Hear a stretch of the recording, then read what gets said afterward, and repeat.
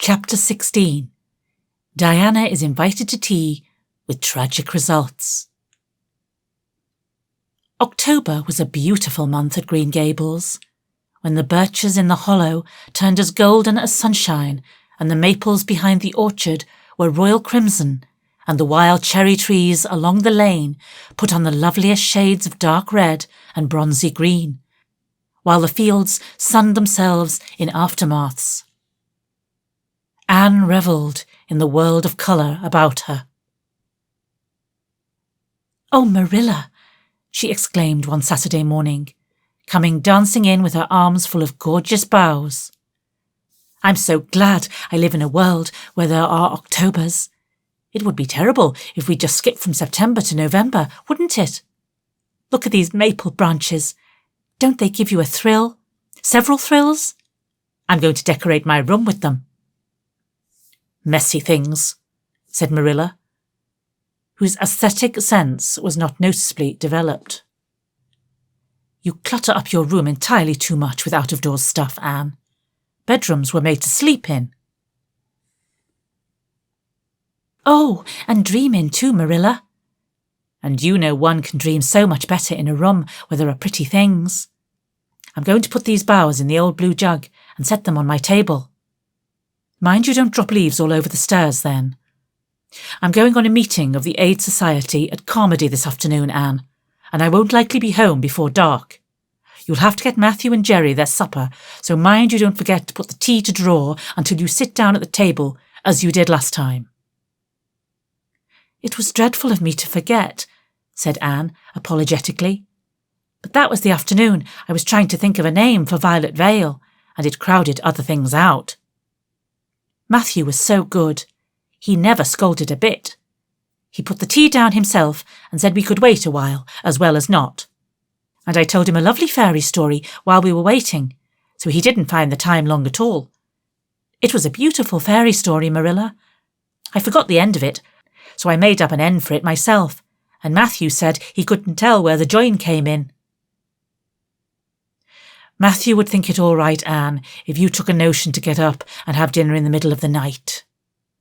But you keep your wits about you this time, and I don't really know if I'm doing right. It may make you more addle-pated than ever, but you can ask Diana to come over and spend the afternoon with you and have tea here." "Oh, Marilla," Anne clasped her hands. "How perfectly lovely. You are able to imagine things after all, or else you'd never have understood how I've longed for that very thing. It will seem so nice and grown-up-ish. No fear of my forgetting to put the tea to draw when I have company. Oh, Marilla, can I use the rosebud spray tea set?" "No, indeed. The rosebud tea set. Well, what next? You know I never use that except for the minister or the aides. You'll put down the old brown tea set, but you can open the little yellow crock of cherry preserves. It's time it was being used anyhow. I believe it's beginning to work.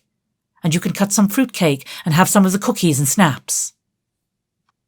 "I can just imagine myself sitting down at the head of the table and pouring out the tea," said Anne, shutting her eyes ecstatically, "and asking Diana if she takes sugar. I know she doesn't, but of course I'll ask her, just as if I didn't know. And then pressing her to take another piece of fruitcake and another helping of preserves. Oh, Marilla, it's a wonderful sensation just to think of it.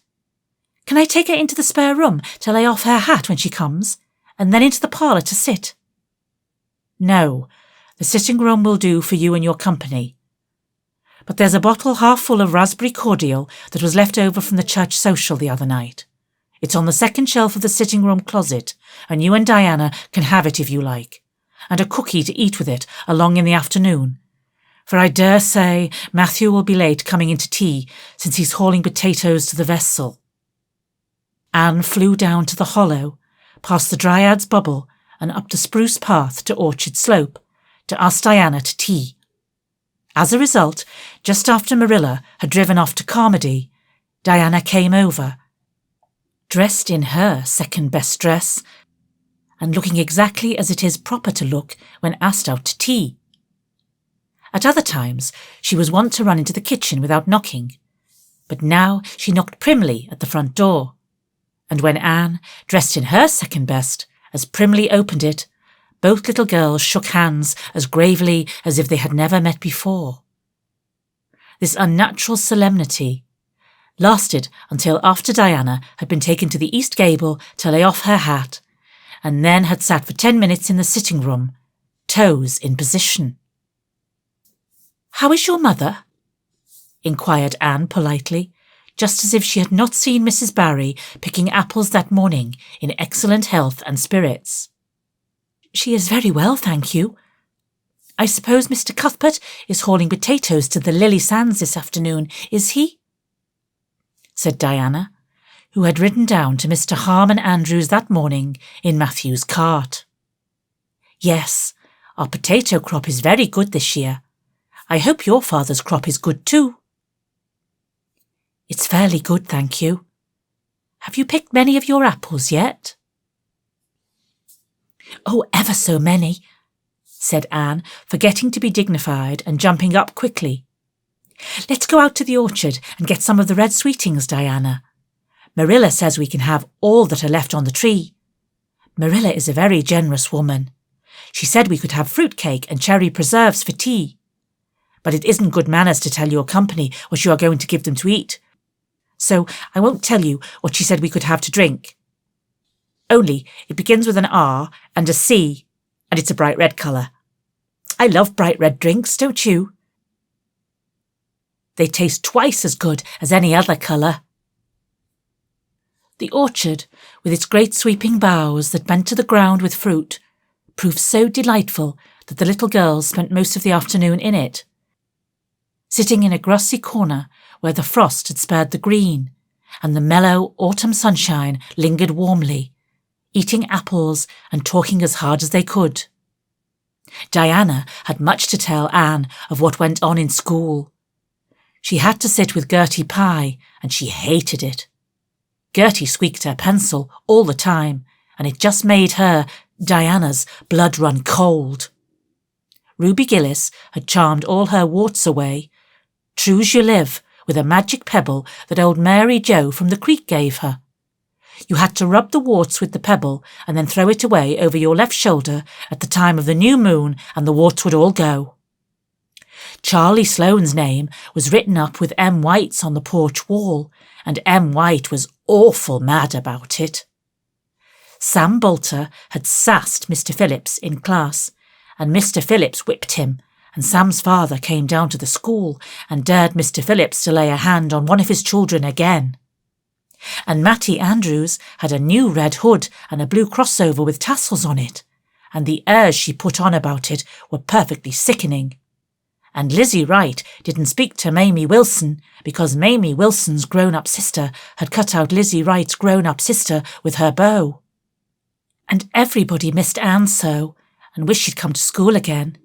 And Gilbert Blythe. But Anne didn't want to hear about Gilbert Blythe. She jumped up hurriedly and said suppose they go in and have some raspberry cordial. Anne looked on the second shelf of the room pantry, but there was no bottle of raspberry cordial there.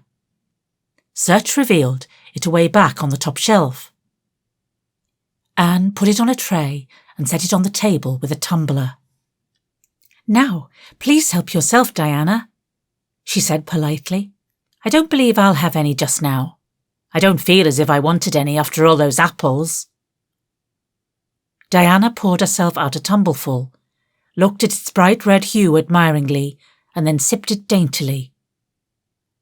"That's awfully nice raspberry cordial, Anne," she said. "I didn't know raspberry cordial was so nice." "I'm real glad you like it. Take as much as you want. I'm going to run out and stir the fire up. There are so many responsibilities on a person's mind when they're keeping house, isn't there?" When Anne came back from the kitchen, Diana was drinking her second glassful of cordial, and, being entreated thereto by Anne, she offered no particular objection to the drinking of a third. The tumblerfuls were generous ones, and the raspberry cordial was certainly very nice. "The nicest I ever drank," said Diana. "It's ever so much nicer than Mrs. Lynde's, although she brags of hers so much. It doesn't taste a bit like hers." "I should think Marilla's raspberry cordial would probably be much nicer than Mrs. Lynde's," said Anne loyally. "Marilla is a fabulous cook. She is trying to teach me to cook, but I assure you, Diana, it is uphill work. There's so little scope for imagination in cookery. You just have to go by rules. The last time I made a cake, I forgot to put the flour in. I was thinking the loveliest story about you and me, Diana. I thought you were desperately ill with smallpox, and everybody deserted you. But I went boldly to your bedside and nursed you back to life. And then I took the smallpox and died, and I was buried under those poplar trees in the graveyard. And you planted a rosebush by my grave and watered it with your tears. And you never, never forgot the friend of your youth who sacrificed her life for you. Oh, it was such a pathetic tale, Diana. The tears just rained down over my cheeks while I mixed the cake. But I forgot the flour, and the cake was a dismal failure.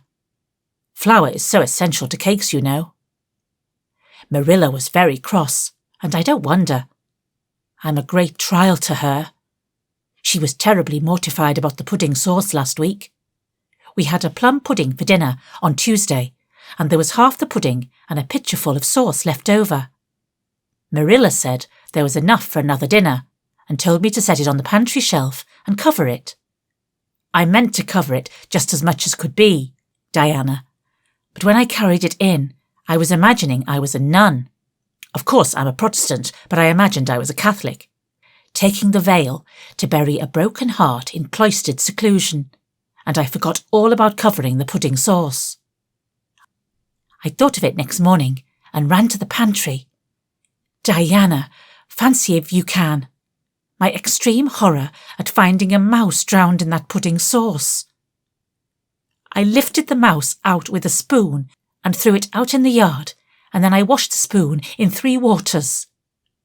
Marilla was out milking, and I fully intended to ask her when she came in if I'd give the sauce to the pigs. But when she did come in, I was imagining that I was a frost fairy going through the woods, turning the trees red and yellow, whichever they wanted to be, so I never thought about the pudding sauce again, and Marilla sent me out to pick apples. Well, Mr. and Mrs. Chester Ross from Spencervale came here that morning. You know they are very stylish people, especially Mrs. Chester Ross. When Marilla called me in, dinner was all ready and everybody was at the table. I tried to be as polite and dignified as I could be, for I wanted Mrs. Chester Ross to think I was a ladylike little girl, even if I wasn't pretty. Everything went right until I saw Marilla coming with the plum pudding in one hand and the pitcher of pudding sauce warmed up in the other. Diana, that was a terrible moment. I remembered everything, and I just stood up in my place and shrieked out, "Marilla, you mustn't use the pudding sauce. There was a mouse drowned in it. I forgot to tell you before." Oh, Diana, I shall never forget that awful moment if I live to be 100. Mrs. Chester Ross just looked at me, and I thought I would sink through the floor with mortification. She is such a perfect housekeeper, and fancy what she must have thought of us. Marilla turned red as fire, but she never said a word. Then she just carried that sauce and pudding out and brought in some strawberry preserves. She even offered me some, but I couldn't swallow a mouthful. It was like heaping coals of fire on my head. After Mrs. Chester Ross went away, Marilla gave me a dreadful scolding. "Why, Diana? What is the matter?" Diana had stood up very unsteadily. Then she sat down again, putting her hands to her head. "Oh, I'm awful sick," she said, a little thickly. I must go right home." "Oh, you mustn't dream of going home without your tea," cried Anne in distress. "I'll get it right off. I'll go and put the tea down this very minute." "I must go home," repeated Diana, stupidly but determinedly. "Let me get you a lunch anyhow," implored Anne. let me give you a bit of fruit cake and some of the cherry preserves. Lie down on the sofa for a little while and you'll be better. Where do you feel bad?"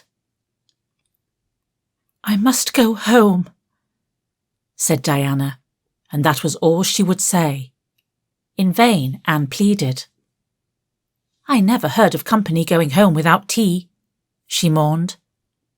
"Oh, Diana, do you suppose that it's possible you're really taking the smallpox? If you are, I'll go and nurse you. You can depend on that. I'd never forsake you.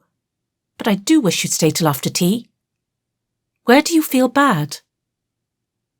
"I'm awfully dizzy," said Diana. And indeed, she walked very dizzily. Anne, with tears of disappointment in her eyes, got Diana's hat and went with her as far as the Barry yard fence. Then she wept all the way back to Green Gables, where she sorrowfully put the remainder of the raspberry cordial back into the pantry and got tea ready for Matthew and Jerry, with all the zest gone out of the performance. The next day was Sunday, and as the rain poured down in torrents from dawn till dusk, Anne did not stir abroad from Green Gables. Monday afternoon, Marilla sent her down to Mrs. Lynde's on an errand. In a very short space of time, Anne came flying back up the lane with tears rolling down her cheeks. Into the kitchen she dashed and flung herself face downward on the sofa in an agony. "Whatever has gone wrong now, Anne?" queried Marilla in doubt and dismay. "I do hope you haven't gone and been saucy to Mrs. Lynde again." No answer from Anne save more tears and stormier sobs. "Anne Shirley, when I ask you a question, I want to be answered. Sit right up here this very minute and tell me what you are crying about." Anne sat up, tragedy personified. "Mrs. Lynde was up to see Mrs. Barry today, and Mrs. Barry was in an awful state," she wailed. "She says that I set Diana drunk Saturday and sent her home in a disgraceful condition. And she says I must be a thoroughly bad, wicked little girl, and she's never going to let Diana play with me again. Oh, Marilla, I'm just overcome with woe." Marilla stared in blank amazement. "Set Diana drunk?" she said when she found her voice. "Anne, are you or Mrs. Barry crazy? What on earth did you give her?" "Not a thing but raspberry cordial," sobbed Anne. "I never thought raspberry cordial would set people drunk, Marilla. Not even if they drank 3 big tumblefuls, as Diana did. Oh, it sounds so like Mrs. Thomas's husband. But I didn't mean to set her drunk." "Drunk, fiddlesticks," said Marilla, marching to the sitting-room pantry. There on the shelf was a bottle which she had once recognised as one containing some of her 3-year-old homemade currant wine for which she was celebrated in Avonlea. Although certain of a stricter sort, Mrs. Barry among them, disapproved strongly of it. And at the same time Marilla recollected that she had put the bottle of raspberry cordial down in the cellar instead of in the pantry, as she had told Anne. She went back to the kitchen with the wine bottle in her hand. Her face was twitching, in spite of herself. "Anne, you certainly have a genius for getting into trouble. You went and gave Diana currant wine instead of raspberry cordial. Didn't you know the difference yourself?" "I never tasted it," said Anne. "I thought it was the cordial. I meant to be so hospitable. Diana got awfully sick and had to go home. Mrs. Barry told Mrs. Lynde she was simply dead drunk. She just laughed silly-like when her mother asked her what was the matter and went to sleep and slept for hours. Her mother smelled her breath and knew she was drunk. She had a fearful headache all day yesterday. Mrs. Barry is so indignant. She will never believe but what I did it on purpose. I should think she would be better punish Diana for being so greedy as to drink 3 glassfuls of anything, said Marilla shortly. Why, 3 of those big glasses would have made her sick even if it had been only cordial. Well, this story will be a nice handle for those folks who are so down on me for making currant wine, although I haven't made any for 3 years, ever since I found out that the minister didn't approve. I just kept that bottle for sickness. There, child, don't cry. I can't see as you are to blame, although I'm sorry it happened so. I must cry, said Anne. My heart is broken. The stars in their courses fight against me, Marilla. Diana and I are parted forever. Oh, Marilla, I little dreamed of this when first we swore our vows of friendship. Don't be foolish, Anne. Mrs. Barry will think better of it when she finds out you're not to blame. I suppose she thinks you've done it for a silly joke or something of that sort. You'd better go up this evening and tell her how it was.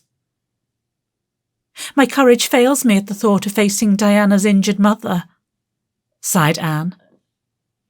I wish you'd go, Marilla. You're so much more dignified than I am. Likely she'd listen to you quicker than to me. Well, I will, said Marilla, reflecting that it would probably be the wiser course. Don't cry any more, Anne. It will be all right. Marilla had changed her mind about it being all right by the time she got back from Orchard Slope. Anne was watching for her coming and flew to the porch door to meet her. Oh, Marilla, I know by your face that it's been no use, she said sorrowfully. Mrs. Barry won't forgive me. Mrs. Barry, indeed, snapped Marilla. Of all the unreasonable women I've ever saw, she's the worst. I told her it was all a mistake and you weren't to blame, but she just simply didn't believe me. And she rubbed it in well about my currant wine and how I'd always said it couldn't have the least effect on anybody. I just told her plainly that currant wine wasn't meant to be drunk 3 tumblefuls at a time, and that, if a child I had to do it with was so greedy, I'd sober her up with a right good spanking. Marilla whisked into the kitchen, grievously disturbed, leaving a very much distracted little soul in the porch behind her. Presently, Anne stepped out bareheaded into the chill autumn dusk. Very determinedly and steadily, she took her way down, through the sere clover field, over the log bridge, and up through the spruce grove, lighted by a pale little moon hanging low over the western woods. Mrs. Barry, coming to the door in answer to a timid knock, found a white-lipped, eager-eyed suppliant on the doorstep. Her face hardened. Mrs. Barry was a woman of strong prejudices and dislikes, and her anger was of the cold, sullen sort, which is always hardest to overcome. To do her justice, she really believed Anne had made Diana drunk out of sheer malice prepense, and she was honestly anxious to preserve her little daughter from the contamination of further intimacy with such a child. "What do you want?" she said stiffly. Anne clasped her hands. "Oh, Mrs. Barry, please forgive me. I did not mean to intoxicate Diana. How could I? Just imagine if you were a poor little orphan girl that kind people had adopted and you just had one bosom friend in all the world. Do you think you would intoxicate her on purpose? I thought it was only raspberry cordial. I was firmly convinced it was raspberry cordial.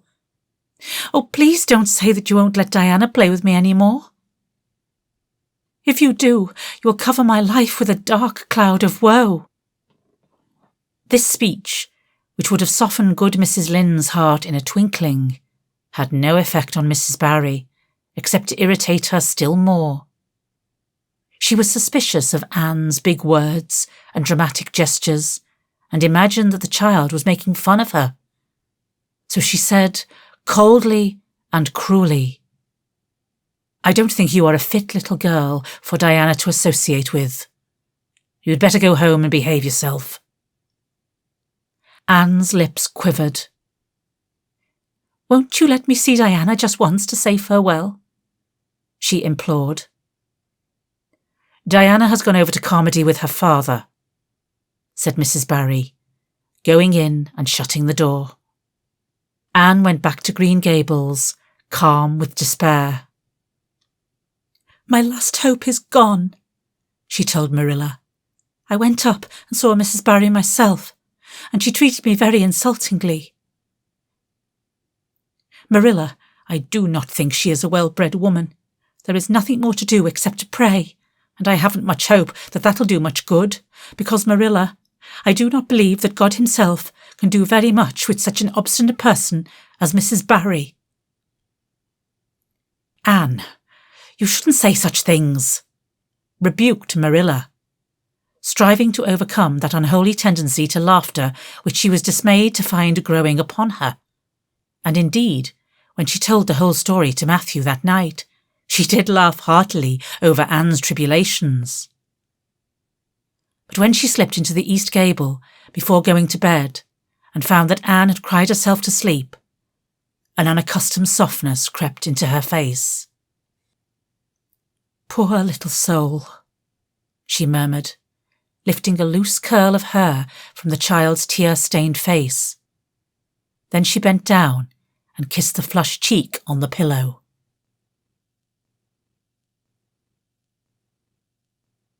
Chapter 17. A New Interest in Life. The next afternoon, Anne, bending over her patchwork at the kitchen window, happened to glance out and beheld Diana down by the Dryad's bubble, beckoning mysteriously.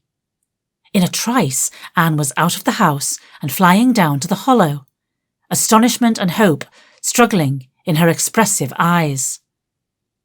But the hope faded when she saw Diana's dejected countenance. "Your mother hasn't relented," she gasped. Diana shook her head mournfully. "No. And, oh, Anne, she says I'm never to play with you again. I've cried, and I told her it wasn't your fault, but it wasn't any use.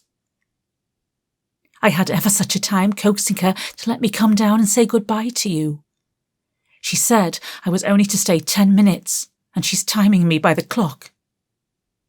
10 minutes isn't very long to say an eternal farewell in," said Anne tearfully. "Oh, Diana, will you promise faithfully never to forget me, the friend of your youth, no matter what dearer friends may caress thee?" "Indeed I will," sobbed Diana, "and I'll never have another bosom friend. I don't want to have. I couldn't love anybody as I love you." "Oh, Diana," cried Anne, clasping her hands. "Do you love me?" "Why, of course I do. Didn't you know that?" "No."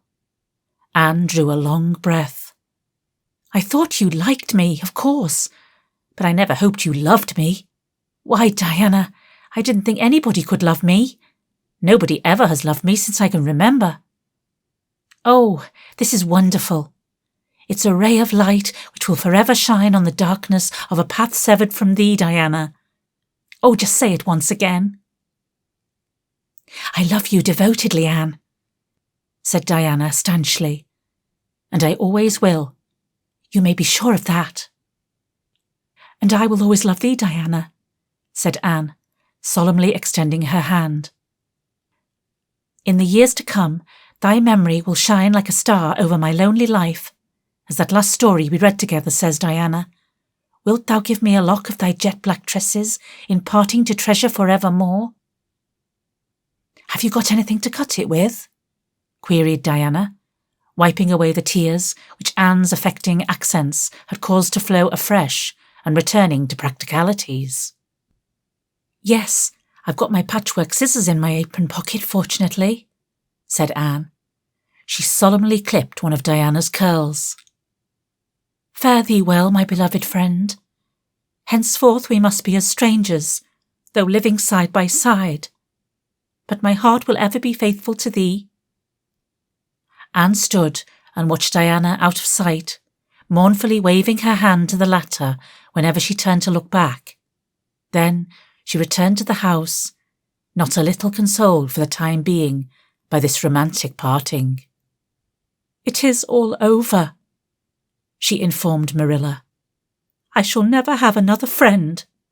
I'm really worse off than ever before, for I haven't Katie Morris and Violetta now. And even if I had, it wouldn't be the same. Somehow, little dream girls are not satisfying after a real friend. Diana and I had such an affecting farewell down by the spring. It will be sacred in my memory forever. I used the most pathetic language I could think of and said thou and thee. Thou and thee seems so much more romantic than you. Diana gave me a lock of her hair, and I'm going to sew it up in a little bag and wear it round my neck all my life. Please see that it is buried with me, for I don't believe I'll live very long. Perhaps when she sees me lying cold and dead before her, Mrs. Barry may feel remorse for what she has done, and will let Diana come to my funeral." "I don't think there is much fear of your dying of grief as long as you can talk, Anne," said Marilla unsympathetically. The following Monday, Anne surprised Marilla by coming down from her room with a basket of books on her arm and hip, lips primmed up into a line of determination. "I'm going back to school," she announced. "That is all there is left in life for me, now that my friend has been ruthlessly torn from me. In school, I can look at her and muse over days parted." "You'd better muse over your lessons and sums," said Marilla, concealing her delight at this development of the situation. "If you're going back to school, I hope we'll hear no more of breaking slates over people's heads and such carryings on. Behave yourself and do just what your teacher tells you." "I'll try to be a model pupil," agreed Anne dolefully. "There won't be much fun in it, I expect. Mr. Phillips said Minnie Andrews was a model pupil, and there isn't a spark of imagination or life in her. She is just dull and poky and never seems to have a good time." "But I feel so depressed that perhaps it will come easy to me now. I'm going round by the road. I couldn't bear to go by the birch path all alone. I should weep bitter tears if I did." Anne was welcomed back to school with open arms. Her imagination had been sorely missed in games, her voice in the singing, and her dramatic ability in the perusal aloud of books at dinner hour. Ruby Gillis smuggled 3 blue plums over to her during Testament reading. Ella May Macpherson gave her an enormous yellow pansy cut from the covers of a floral catalogue, a species of desk decoration much prized in Avonlea School. Sophie Sloane offered to teach her a perfectly elegant new pattern of knit lace, so nice for trimming aprons. Katie Bolter gave her a perfume bottle to keep slate water in, and Julia Bell copied carefully on a piece of pale pink paper, scalloped on the edges, the following effusion. "When twilight drops her curtain down and pins it with a star, remember that you have a friend, though she may wander far." "It's so nice to be appreciated," sighed Anne, rapturously to Marilla that night. The girls were not the only scholars who appreciated her. When Anne went to her seat after dinner hour, she had been told by Mr. Phillips to sit with the model, Minnie Andrews. She found on her desk a big, luscious strawberry apple. Anne caught it up all ready to take a bite when she remembered that the only place in Avonlea where strawberry apples grew was in the old Blythe orchard on the other side of the Lake of Shining Waters. Anne dropped the apple as if it were a red-hot coal and ostentatiously wiped her fingers on her handkerchief. The apple lay untouched on her desk until the next morning, when little Timothy Andrews, who swept the school and kindled the fire, annexed it as one of his perquisites. Charlie Sloane's slate pencil, gorgeously bedizened with striped red and yellow paper, costing 2 cents, where ordinary pencils cost only one, which he sent up to her after dinner hour, met with a more favourable reception. Anne was graciously pleased to accept it, and rewarded the donor with a smile which exalted that infatuated youth straight away into the seventh heaven of delight, and caused him to make such fearful errors in his dictation that Mr. Phillips kept him in after school to rewrite it. But as the Caesar's pageant shorn of Brutus's bust did but of Rome's best son remind her more, so the marked absence of any tribute or recognition from Diana Barry, who was sitting with Gertie Pye, embittered Anne's little triumph. "Diana might have just smiled at me once, I think," she mourned to Marilla that night. But the next morning a note most fearfully and wonderfully twisted and folded, and a small parcel were passed across to Anne. "Dear Anne," ran the former. "Mother says I'm not to play with you or talk to you, even in school. It isn't my fault. And don't be cross at me, because I love you as much as ever. I miss you awfully to tell all my secrets to, and I don't like Gertie Pye one bit. I made you one of the new bookmarkers out of red tissue paper. They are awfully fashionable now, and only 3 girls in the school know how to make them. When you look at it, remember, your true friend, Diana Barry." Anne read the note, kissed the bookmark, and dispatched a prompt reply back to the other side of the school. "My own darling Diana, of course I am not cross at you because you have to obey your mother. Our spirits can commune. I shall keep your lovely present for ever. Minnie Andrews is a very nice little girl, although she has no imagination. But having been Diana's bosom friend, I cannot be Minnie's. Please excuse mistakes, because my spelling isn't very good yet, although much improved. Yours until death us do part, Anne or Cordelia Shirley. P.S.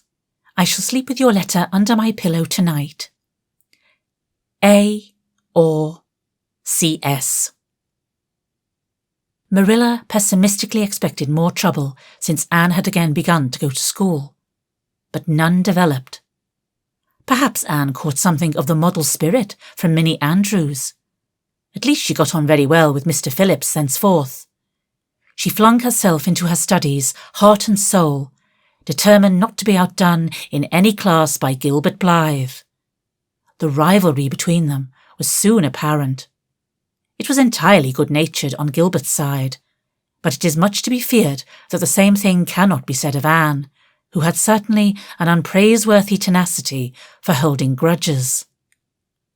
She was as intense in her hatreds as in her loves. She would not stoop to admit that she meant to rival Gilbert in schoolwork, because that would have been to acknowledge his existence, which Anne persistently ignored. But the rivalry was there, and honours fluctuated between them. Now Gilbert was head of the spelling class. Now Anne, with a toss of her long red braids, spelled him down. One morning Gilbert had all his sons done correctly and had his name written on the blackboard on the roll of honour. The next morning Anne, having wrestled wildly with decimals the entire evening before, would be first.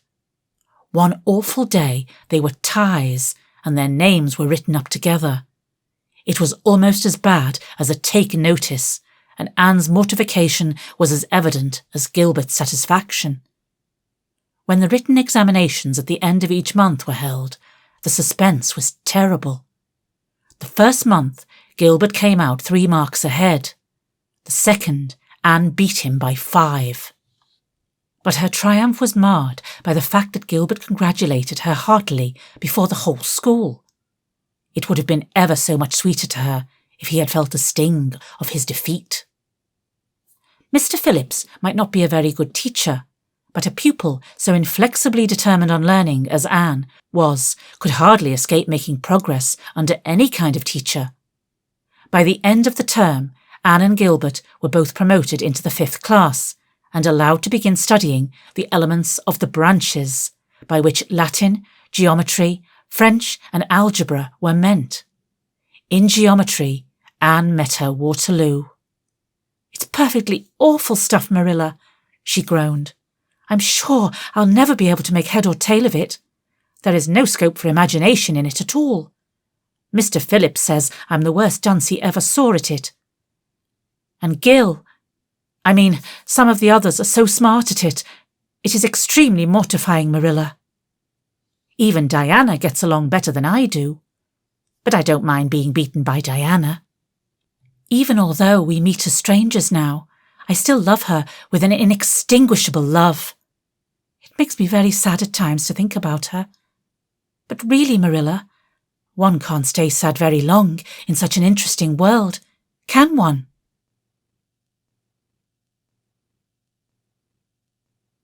Chapter 18.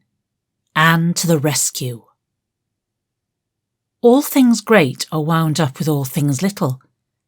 At first glance, it might not seem that the decision of a certain Canadian Premier to include Prince Edward Island in a political tour could have much or anything to do with the fortunes of little Anne Shirley at Green Gable. But it had. It was in January the Premier came, to address his loyal supporters and such of his non-supporters as chose to be present at the monster mass meeting held in Charlottetown. Most of the Avonlea people were on the Premier's side of politics. Hence, on the night of the meeting, nearly all the men and a goodly proportion of the women had gone to town 30 miles away. Mrs. Rachel Lynde had gone too. Mrs. Rachel Lynde was a red-hot politician and couldn't have believed that the political rally could be carried through without her, although she was on the opposite side of politics. So she went to town and took her husband. Thomas would be useful in looking after the horse, and Marilla Cuthbert with her. Marilla had a sneaking interest in politics herself, and as she thought it might be her only chance to see a real live Premier, she promptly took it, leaving Anne and Matthew to keep house until her return the following day. Hence, while Marilla and Mrs. Rachel were enjoying themselves hugely at the mass meeting, Anne and Matthew had the cheerful kitchen at Green Gables all to themselves. A bright fire was glowing in the old-fashioned Waterloo stove, and blue-white frost crystals were shining on the window panes. Matthew nodded over a Farmer's Advocate on the sofa, and Anne at the table studied her lessons with grim determination, despite sundry wistful glances at the clock shelf, where lay a new book that Jane Andrews had lent her that day. Jane had assured her that it was warranted to produce any number of thrills, or words to that effect, and Anne's fingers tingled to reach out for it. But that would mean Gilbert Blythe's triumph on the morrow. Anne turned her back on the clock shelf and tried to imagine it wasn't there. "Matthew, did you ever study geometry when you were at school?" "Well, now, no, I didn't," said Matthew, coming out of his doze with a start. "I wish you had," sighed Anne, "because then you'd be able to sympathise with me. You can't sympathise properly if you've never studied it. It is casting a cloud over my whole life. I'm such a dunce at it, Matthew." "Well, now, I dunno," said Matthew soothingly. "I guess you're all right at anything." "Mr. Phillips told me last week in Blair's store at Carmody that you was the smartest scholar in school and was making rapid progress." Rapid progress was his very words. There's them as runs down Teddy Phillips and says he ain't much of a teacher, but I guess he's all right. Matthew would have thought anyone who praised Anne was all right. "I'm sure I'd get on better with geometry if only he wouldn't change the letters," complained Anne. "I learn the proposition off by heart, and then he draws it on the blackboard and puts different letters from what are in the book, and I get all mixed up. I don't think a teacher should take such a mean advantage, do you? We're studying agriculture now, and I've found out at last what makes the roads red. It's a great comfort. I wonder how Marilla and Mrs. Lynde are enjoying themselves. Mrs. Lynde says Canada is going to the dogs, the way things are being run at Ottawa, and that it's an awful warning to the electors. She says if women were allowed to vote, we would soon see a blessed change. What way do you vote, Matthew? Conservative, said Matthew promptly. To vote Conservative was part of Matthew's religion. Then I'm Conservative too, said Anne decidedly. I'm glad, because some of the boys in school are Grits. I guess Mr. Philip is a Grit too, because Prissy Andrews' father is one. And Ruby Gillis said that when a man is courting, he always has to agree with the girl's mother in religion and her father in politics. Is that true, Matthew? Well, now, I dunno, said Matthew. Did you ever go courting, Matthew? Well, no, I dunno I ever did, said Matthew, who had certainly never thought of such a thing in his whole existence. Anne reflected with her chin in her hands. It must be rather interesting, don't you think, Matthew? Ruby Gillis says when she's grown up, she's going to have ever so many bows on the string and have them all crazy about her. But I think that would be too exciting. I'd rather have just one in his right mind. But Ruby Gillis knows a great deal about such matters because she has so many big sisters, and Mrs. Lynde says the Gillis girls have gone off like hot cakes. Mr. Phillips goes up to see Prissy Andrews nearly every evening. He says it is to help her with her lessons, but Miranda Sloane is studying for Queen's too, and I should think she needed help a lot more than Prissy because she's ever so much stupider, but he never goes to help her in evenings at all.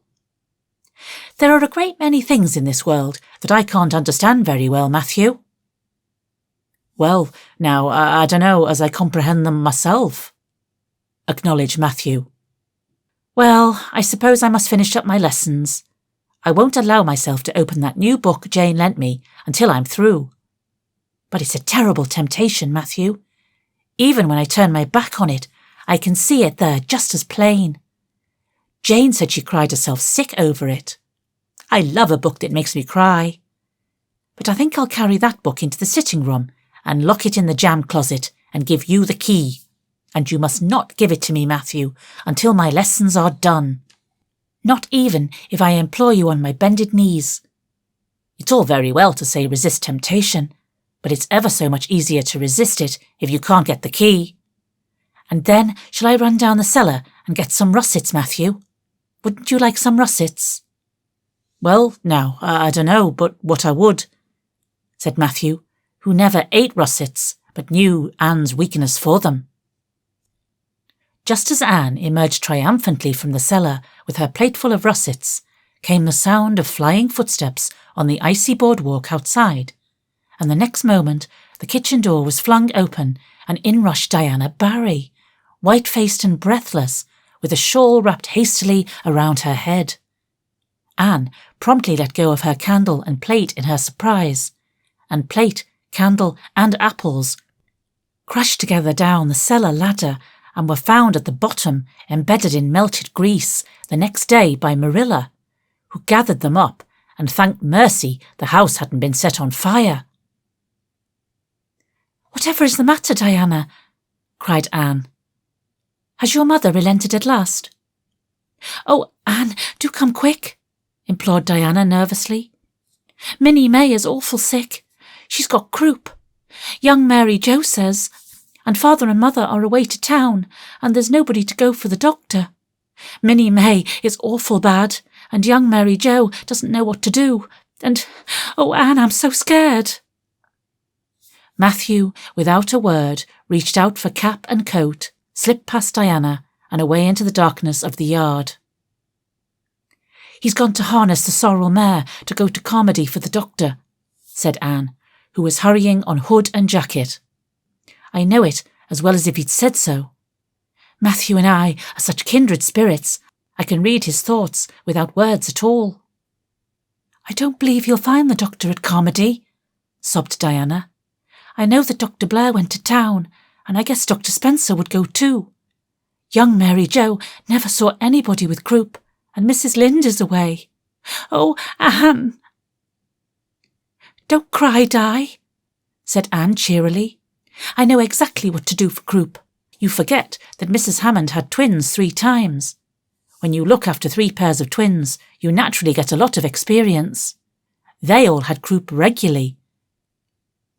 Just wait till I get the Ipecac bottle. You mayn't have any in your house. Come on now." The 2 little girls hastened out hand in hand and hurried through Lover's Lane and across the crusted field beyond, for the snow was too deep to go by the shorter woodway. Anne, although sincerely sorry for Minnie May, was far from being insensible to the romance of the situation and to the sweetness of once more sharing that romance with a kindred spirit. The night was clear and frosty, all ebony of shadow and silvery of snowy slope. Big stars were shining over the silent fields. Here and there the dark-pointed firs stood up with snow powdering their branches and the wind whistling through them. Anne thought it was truly delightful to go skimming through all this mystery and loveliness with your bosom friend, who had been so long estranged. Minnie May, aged 3, was really very sick. She lay on the kitchen sofa, feverish and restless, while her hoarse breathing could be heard all over the house.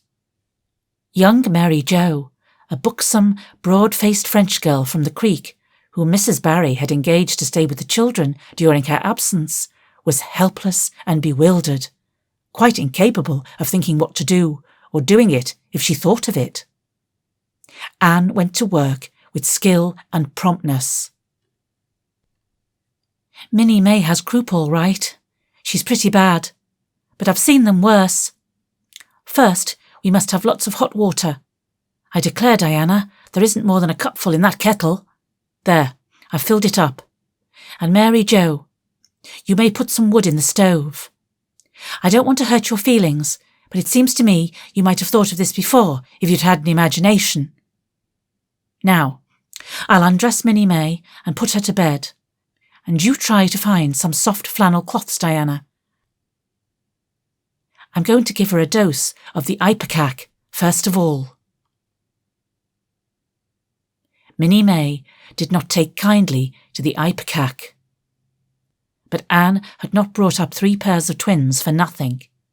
Down that Ipecac went, not only once, but many times during the long, anxious night when the 2 little girls worked patiently over the suffering Minnie May, and young Mary Joe, honestly anxious to do all she could, kept up a roaring fire and heated more water than would have been needed for a hospital of croupy babies. It was 3 o'clock when Matthew came with a doctor, for he had been obliged to go all the way to Spencervale for one. But the pressing need for assistance was past. Minnie May was much better and was sleeping soundly. "I was awfully near giving up in despair," explained Anne. "She got worse and worse until she was sicker than ever the Hammond twins were, even the last pair. I actually thought she was going to choke to death. I gave her every drop of Ipecac in that bottle, and when the last dose went down, I said to myself, not to Diana or young Mary Joe, because I didn't want to worry them any more than they were worried, but I had to say it to myself just to relieve my feelings. This is the last lingering hope, and I fear 'tis a vain one. But in about 3 minutes she coughed up the phlegm and began to get better right away. You must just imagine my relief, Doctor, because I can't express it in words. You know, there are some things that cannot be expressed in words." "Yes, I know," nodded the doctor. He looked at Anne as if he were thinking some things about her that couldn't be expressed in words. Later on, however, he expressed them to Mr. and Mrs. Barry. "That little red-headed girl they have over at Cuthbert's is as smart as they make 'em. I tell you, she saved that baby's life, for it would have been too late by the time I got there. She seems to have a skill and presence of mind perfectly wonderful in a child of her age, I never saw anything like the eyes of her when she was explaining the case to me. Anne had gone home in the wonderful white-frosted winter morning, heavy-eyed from loss of sleep, but still talking unweariedly to Matthew as they crossed the long white field and walked under the glittering fairy arch of the Lovers' Lane maples. "Oh, Matthew, isn't it a wonderful morning? The world looks like something God had just imagined for his own pleasure, doesn't it? Those trees look as if I could have blown them away with a breath. Poof! I'm so glad I live in a world where there are white frosts, aren't you? And I'm so glad Mrs. Hammond had 3 pairs of twins after all. If she hadn't, I mightn't have known what to do for Minnie May. I'm real sorry I was ever cross with Mrs. Hammond for having twins. But oh, Matthew, I'm so sleepy. I can't go to school. I just know I couldn't keep my eyes open and I'd be so stupid. But I hate to go home for Gil. Some of the others will get head of the class. And it's so hard to get up again. Although, of course, the harder it is, the more satisfaction you have when you do get up, haven't you? Well, now, I guess you'll manage all right, said Matthew, looking at Anne's white little face and the dark shadows under her eyes. You just go right to bed and have a good sleep. I'll do all the chores. Anne accordingly went to bed and slept so long and soundly that it was well on in the white and rosy winter afternoon when she awoke and descended to the kitchen where Marilla, who had arrived home in the meantime, was sitting knitting. "Oh, did you see the Premier?" exclaimed Anne at once. "What did he look like, Marilla?" "Well, he never got to be Premier on account of his looks," said Marilla. "Such a nose as that man had. But he can speak. I was proud of being a Conservative. Rachel Lynde, of course, being a Liberal, had no use for him. Your dinner is in the oven, Anne, and you can get yourself some blue plum preserve out of the pantry. I guess you're hungry. Matthew has been telling me about last night. I must say it was fortunate you knew what to do. I wouldn't have any idea myself, for I never saw a case of croup. There now, never mind talking till you've had your dinner. I can tell by the look of you that you're just full up with speeches, but they'll keep." Marilla had something to tell Anne, but she did not tell it just then, for she knew if she did, Anne's consequent excitement would lift her clear out of the region of such material matters as appetite or dinner. Not until Anne had finished her saucer of blue plums did Marilla say, "Mrs. Barry was here this afternoon, Anne. She wanted to see you, but I wouldn't wake you up. She says you saved Minnie May's life, and she is very sorry she acted as she did in that affair of the currant wine. She says she knows now you didn't mean to set Diana drunk, and she hopes you'll forgive her and be good friends with Diana again. You're to go over this evening if you like, for Diana can't stare outside the door on account of a bad cold she caught last night. Now, Anne Shirley, for pity's sake don't fly up into the air." The warning seemed not unnecessary, so uplifted and aerial was Anne's expression and attitude as she sprang to her feet, her face irradiated with the flame of her spirit. "Oh, Marilla, can I go right now, without washing my dishes? I'll wash them when I come back, but I cannot tie myself down to anything so unromantic as dishwashing at this thrilling moment." Yes, run along," said Marilla indulgently. "Anne Shirley, are you crazy? Come back this instant and put something on you. I might as well call to the wind. She's gone without a cap or wrap. Look at her tearing through the orchard with her hair streaming. It'll be a mercy if she doesn't catch her death of cold." Anne came dancing home in the purple winter twilight across the snowy places.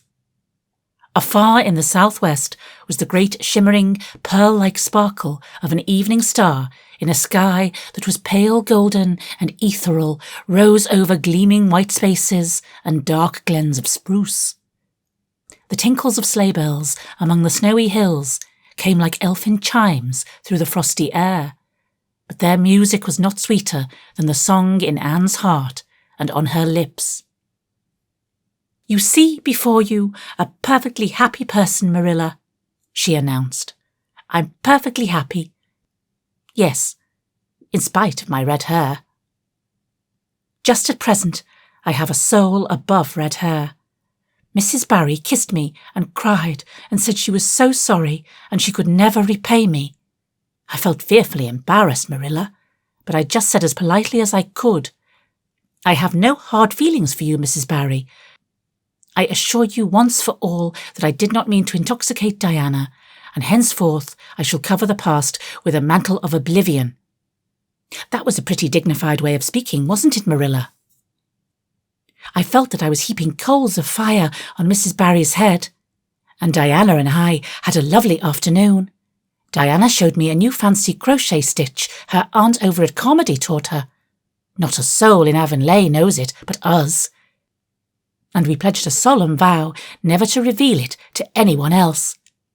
Diana gave me a beautiful card with a wreath of roses on it and a verse of poetry. 'If you love me as I love you, nothing but death can part us two.' And that is true, Marilla. We're going to ask Mr. Phillips to let us sit together in school again, and Gertie Pye can go with Minnie Andrews. We had an elegant tea. Mrs. Barry had the very best china set out. Marilla, just as if I was real company. I can't tell you what a thrill it gave me. Nobody ever used their very best china on my account before. And we had fruit cake and pound cake and doughnuts and 2 kinds of preserves, Marilla. And Mrs. Barry asked me if I took tea and said, 'Pa, why don't you pass the biscuits to Anne?'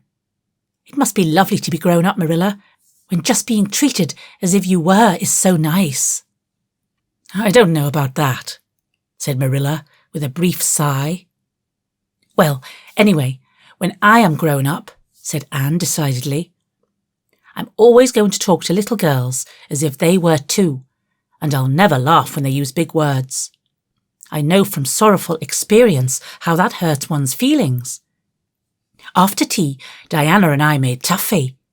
The taffy wasn't very good, I suppose because neither Diana nor I had ever made any before.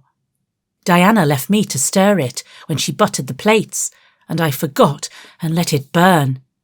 And then, when we set it out on the platform to cool, the cat walked over one plate and that had to be thrown away. But the making of it was splendid fun. Then, when I came home, Mrs. Barry asked me to come over as often as I could, and Diana stood at the window and threw kisses to me all the way down to Lover's Lane. I assure you, Marilla, that I feel like praying tonight, and I'm going to think out a special brand new prayer in honour of the occasion.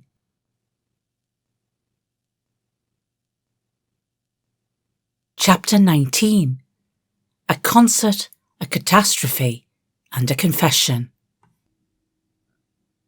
"Marilla, can I go over to see Diana just for a minute?" asked Anne, running breathlessly down from the east gable one February evening. "I don't see what you want to be traipsing about after dark for," said Marilla shortly. "You and Diana walked home from school together, and then stood down there in the snow for half an hour more, your tongues going the whole blessed time, clickety-clack. So I don't think you're very badly off to see her again."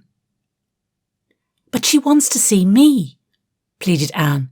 "She has something very important to tell me." "How do you know she has?" "Because she just signalled to me from her window. We have arranged a way to signal with our candles and cardboard. We set the candle on the windowsill and make flashes by passing the cardboard back and forth.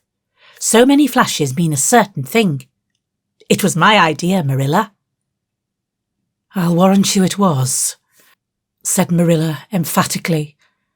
"And the next thing you'll be setting fire to the curtains with your signalling nonsense."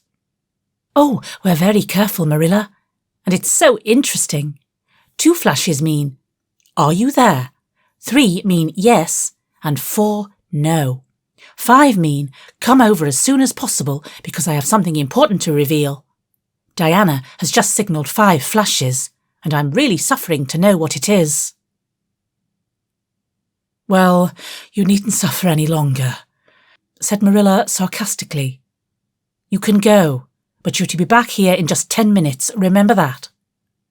Anne did remember it, and was back in the stipulated time, although probably no mortal will ever know just what it cost her to confine the discussion of Diana's important communication within the limits of 10 minutes. But at least she had made good use of them.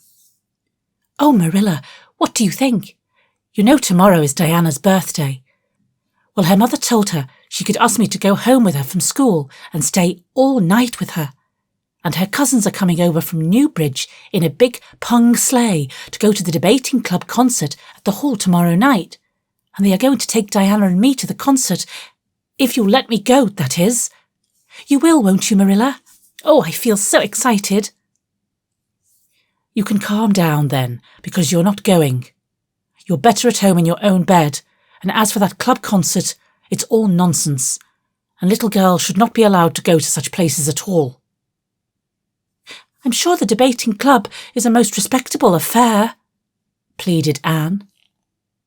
"I'm not saying it isn't, but you're not going to begin gadding about to concerts and staying out all hours of the night. Pretty doings for children.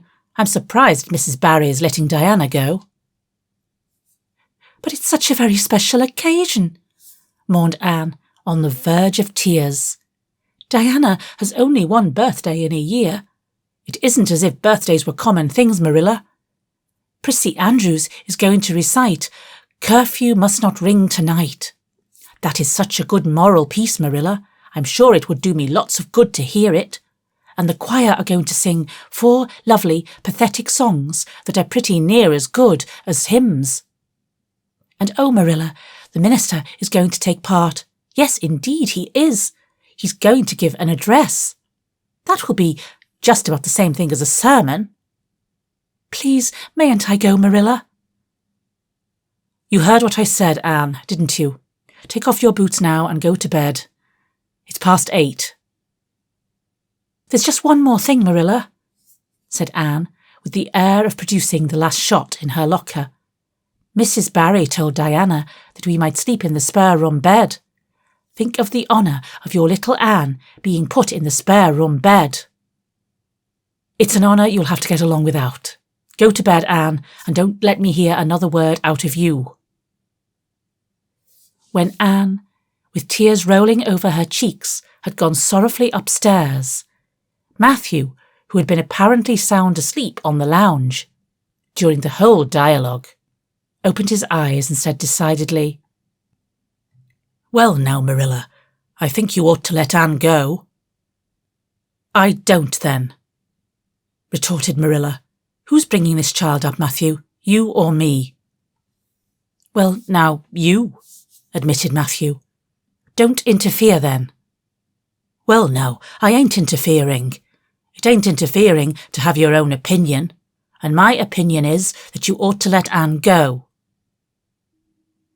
"You'd think I ought to let Anne go to the moon if she took the notion, I've no doubt," was Marilla's amiable rejoinder. "I might have let her spend the night with Diana, if that was all, but I don't approve of this concert plan. She'd go there and catch cold like as not, and have her head filled up with nonsense and excitement. It would unsettle her for a week. I understand that child's disposition and what's good for it better than you, Matthew." "I think you ought to let Anne go," repeated Matthew firmly. Argument was not his strong point, but holding fast to his opinion certainly was. Marilla gave a gasp of helplessness and took refuge in silence. The next morning, when Anne was washing the breakfast dishes in the pantry, Matthew paused on his way out to the barn to say to Marilla again, "I think you ought to let Anne go, Marilla." For a moment, Marilla looked things not lawful to be uttered. Then she yielded to the inevitable and said tartly, "Very well. She can go, since nothing else will please you." Anne flew out of the pantry, dripping dishcloth in hand. "Oh, Marilla, Marilla, say those blessed words again." I guess once is enough to say them. This is Matthew's doing, and I wash my hands of it. If you catch pneumonia, sleeping in a strange bed, or coming out of that hot hall in the middle of the night, don't blame me.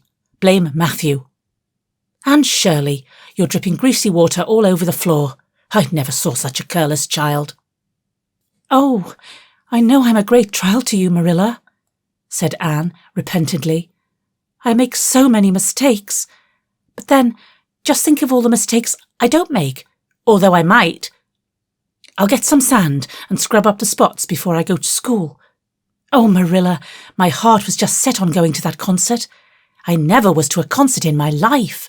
And when the other girls talk about them in school, I feel so out of it. You didn't know just how I felt about it, but you see, Matthew did. Matthew understands me, and it's so nice to be understood, Marilla. Anne was too excited to do herself justice as to lessons that morning in school. Gilbert Blythe spelled her down in class and left her clear out of sight in mental arithmetic. Anne's consequent humiliation was less than it might have been, however, in view of the concert and the spare room bed. She and Diana talked so constantly about it all day that with a stricter teacher than Mr. Phillips, dire disgrace must inevitably have been their portion. Anne felt that she could not have borne it if she had not been going to the concert, for nothing else was discussed that day in school.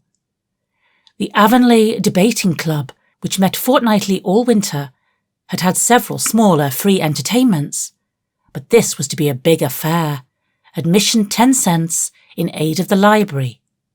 The Avonlea young people had been practising for weeks, and all the scholars were especially interested in it by reason of older brothers and sisters who were going to take part.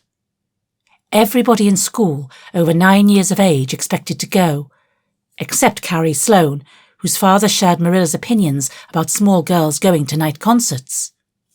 Carrie Sloane cried into her grammar all the afternoon and felt that life was not worth living. For Anne, the real excitement began with the dismissal of school and increased therefrom in crescendo until it reached to a crash of positive ecstasy in the concert itself. They had a perfectly elegant tea and then came to the delicious occupation of dressing in Diana's little room upstairs. Diana did Anne's front hair in the new pompadour style, and Anne tied Diana's bows with the especial knack she possessed. And they experimented with at least half a dozen different ways of arranging their back hair. At last they were ready, cheeks scarlet and eyes glowing with excitement. True, Anne could not help a little pang when she contrasted her plain black tam and shapeless, tight-sleeved, homemade grey-cloth coat with Diana's jaunty fur cap and smart little jacket. But she remembered in time that she had an imagination and could use it. Then Diana's cousins, the Murrays from Newbridge, came. They all crowded into the big pung sleigh among straw and furry robes. Anne revelled in the drive to the hall, slipping along over the satin-smooth roads with the snow crisping under the runners. There was a magnificent sunset, and the snowy hills and deep blue water of the St. Lawrence Gulf seemed to rim in the splendour like a huge bowl of pearl and sapphire brimmed with wine and fire. Tinkles of sleigh bells and distant laughter that seemed like the mirth of wood elves came from every quarter. "Oh, Diana," breathed Anne, squeezing Diana's mittened hands under the fur robe. "Isn't it all like a beautiful dream? Do I really look the same as usual? I feel so different that it seems to me it must show in my looks." "You look awfully nice," said Diana, who, having just received a compliment from one of her cousins, felt that she ought to pass it on. "You've got the loveliest colour." The programme that night was a series of thrills for at least one listener in the audience, and, as Anne assured Diana, every succeeding thrill was thrillier than the last. When Prissy Andrews, attired in a new pink silk waist with a string of pearls about her smooth white throat and real carnations in her hair. Rumour whispered that the master had sent all the way to town for them for her, climbed the slimy ladder, dark without one ray of light. Anne shivered in luxurious sympathy when the choir sang far above the gentle daisies. Anne gazed at the ceiling as if it were frescoed with angels.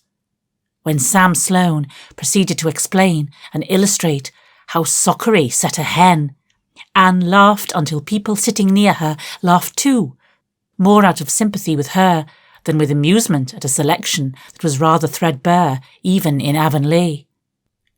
And when Mr Phillips gave Mark Antony's oration over the dead body of Caesar in the most heart-stirring tones, looking at Prissy Andrews at the end of every sentence, Anne felt that she could rise and mutiny on the spot if but one Roman citizen led the way. Only one number on the programme failed to interest her. When Gilbert Blythe recited Bingen on the Rhine, Anne picked up Rhoda Murray's library book and read it until he had finished, when she sat rigidly stiff and motionless, while Diana clapped her hands until they tingled. It was 11 when they got home, sated with dissipation, but with the exceeding sweet pleasure of talking it all over still to come. Everybody seemed asleep, and the house was dark and silent. Anne and Diana tiptoed into the parlour, a long narrow room out of which the spare room opened. It was pleasantly warm and dimly lighted by the embers of a fire in the grate. "Let's undress here," said Diana. "It's so nice and warm." "Hasn't it been a delightful time?" sighed Anne rapturously. "It must be splendid to get up and recite there. Do you suppose we will ever be asked to do it, Diana?" "Yes, of course, some day. They're always wanting the big scholars to recite. Gilbert Blythe does often, and he's only 2 years older than us." "Oh, Anne, how could you pretend not to listen to him? When it came to the line, 'There's another, not a sister,' he looked right down at you." "Diana," said Anne with dignity, "you are my bosom friend, but I cannot allow even you to speak to me of that person. Are you ready for bed? Let's run a race and see who'll get to the bed first."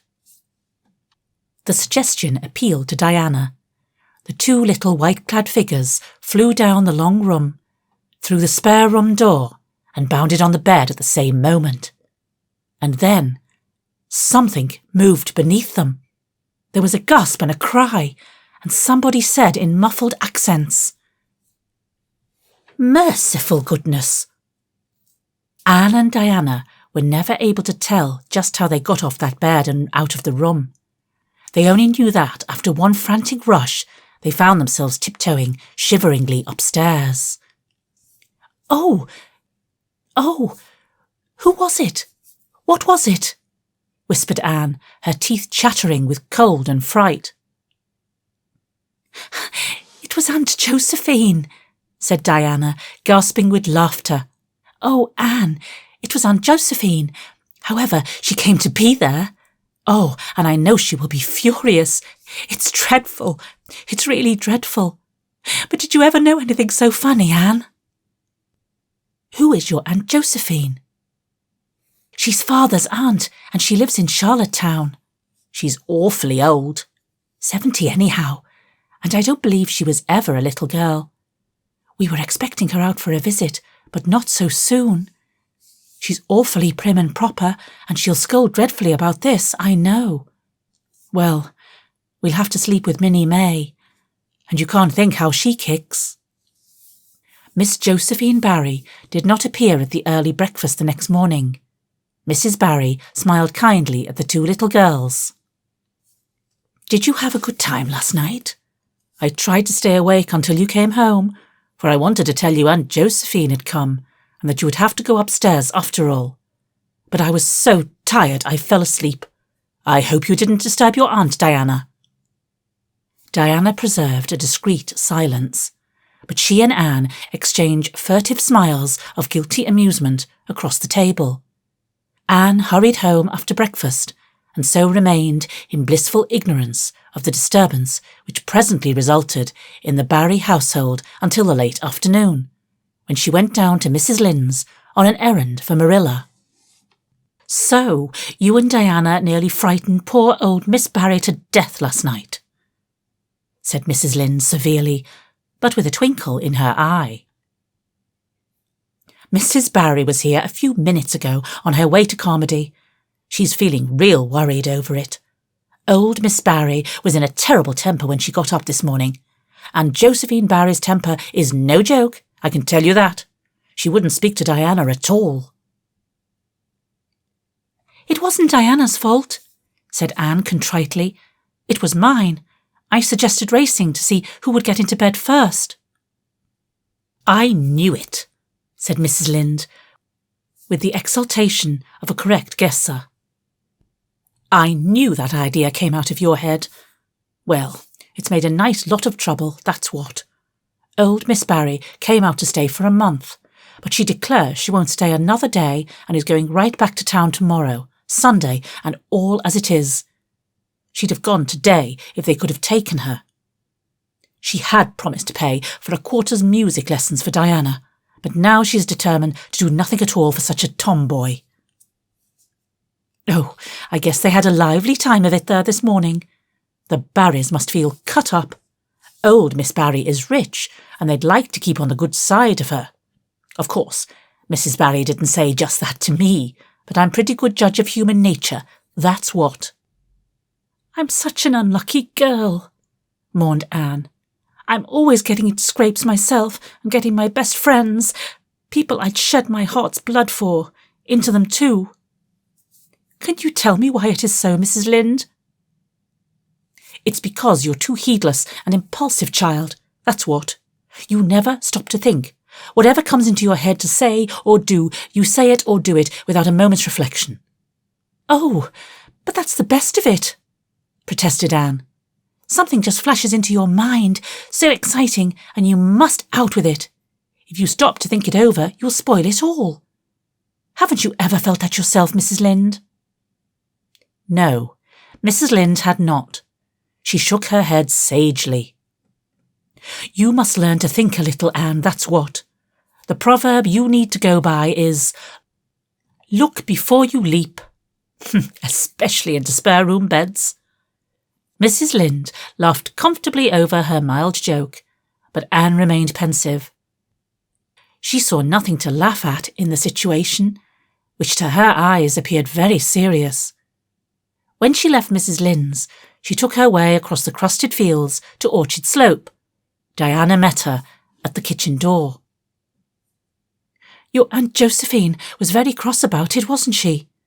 whispered Anne. "Yes," answered Diana, stifling a giggle with an apprehensive glance over her shoulder at the closed sitting-room door. "She was fairly dancing with rage, Anne. Oh, how she scolded! She said I was the worst-behaved girl she ever saw, and that my parents ought to be ashamed of the way they had brought me up. She says she won't stay, and I'm sure I don't care. But Father and Mother do." "Why didn't you tell them it was my fault?" demanded Anne. "It's likely I'd do such a thing, isn't it?" said Diana with just scorn. "I'm no telltale, Anne Shirley. And anyhow, I was just as much to blame as you." "Well, I'm going in to tell her myself," said Anne resolutely. Diana stared.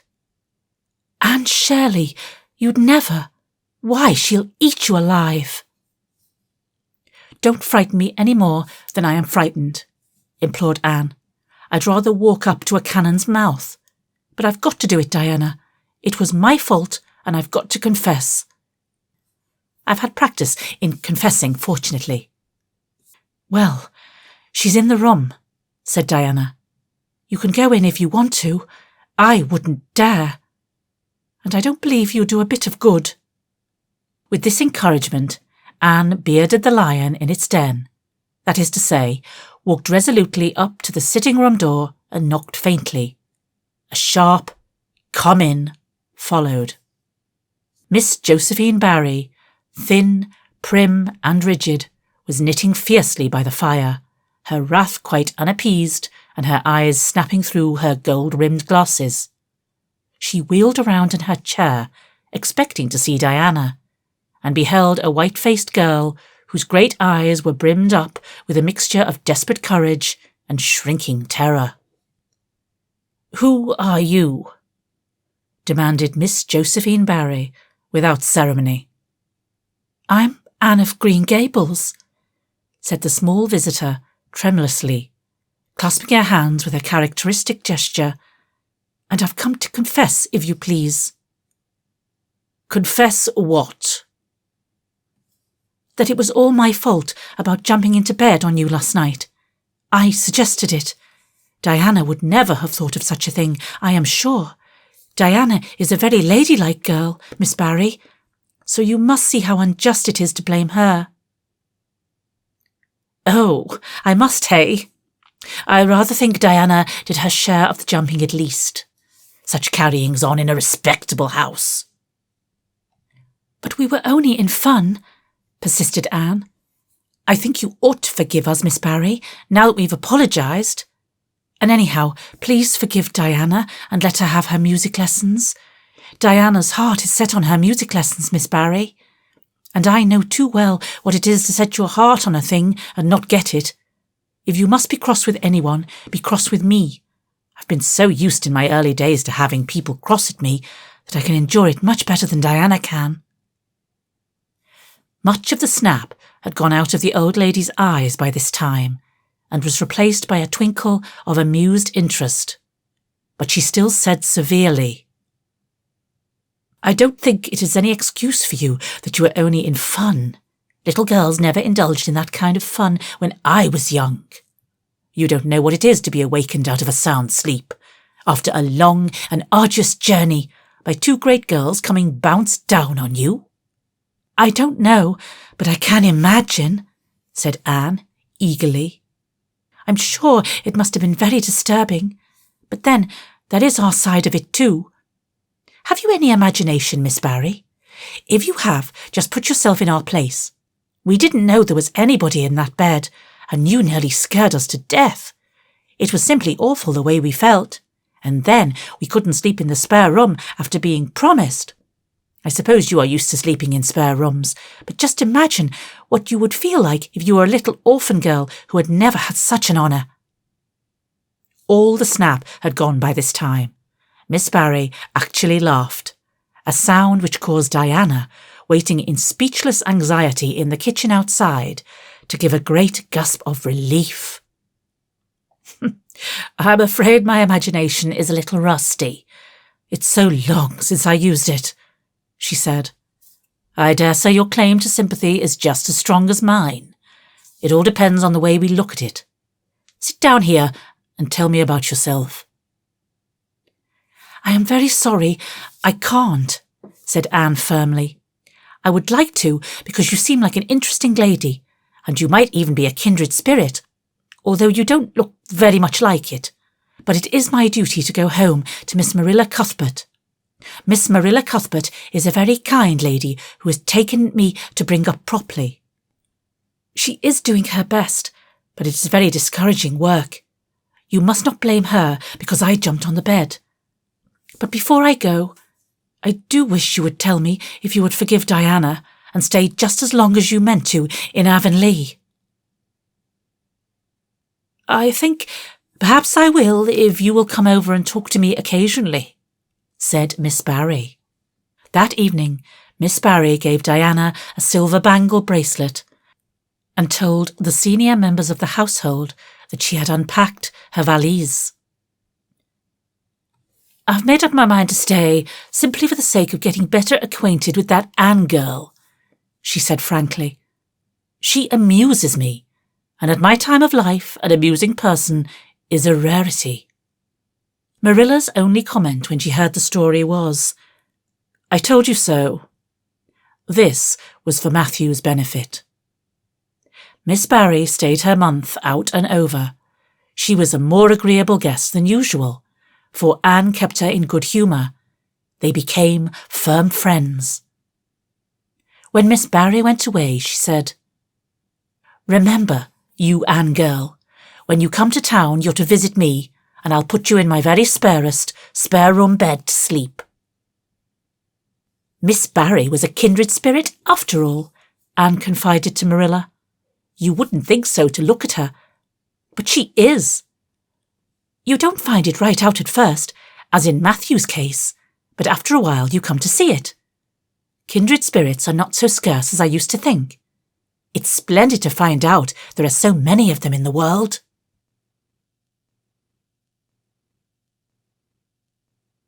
Chapter 20.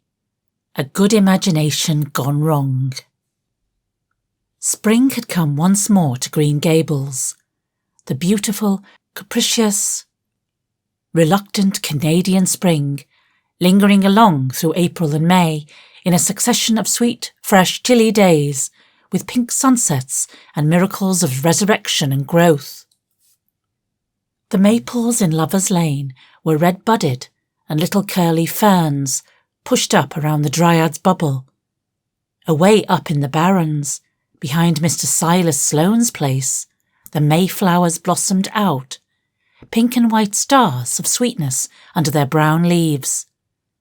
All the school girls and boys had one gold afternoon gathering them, coming home in the clear, echoing twilight with arms and baskets full of flowery spoil. "I'm so sorry for people who live in lands where there are no mayflowers," said Anne. "Diana says perhaps they have something better, but there couldn't be anything better than mayflowers, could there, Marilla? And Diana says if they don't know what they are like, they don't miss them. But I think that is the saddest thing of all. I think it would be tragic, Marilla, not to know what mayflowers are like and not to miss them. Do you know what I think mayflowers are, Marilla? I think they must be the souls of the flowers that died last summer, and this is their heaven. But we had a splendid time today, Marilla. We had our lunch down in a big mossy hollow by an old well. Such a romantic spot. Charlie Sloane dared Artie Gillis to jump over it, and Artie did because he wouldn't take a dare. Nobody would be in school. It is very fashionable to dare. Mr Phillips gave all the mayflowers he found to Prissy Andrews, and I heard him to say, "Sweets to the sweet." He got that out of a book, I know, but it shows he has some imagination. I was offered some mayflowers too, but I rejected them with scorn. I can't tell you the person's name, because I have vowed never to let it cross my lips. We made wreaths of the mayflowers and put them on our hats, and when the time came to go home, we marched in procession down the road, 2 by 2, with our bouquets and wreaths, singing "My Home on the Hill." Oh, it was so thrilling, Marilla. All Mr Silas Sloane's folks rushed out to see us, and everybody we met on the road stopped and stared after us. We made a real sensation. "Not much wonder. Such silly doings," was Marilla's response. After the mayflowers came the violets, and Violet Vale was empurpled with them.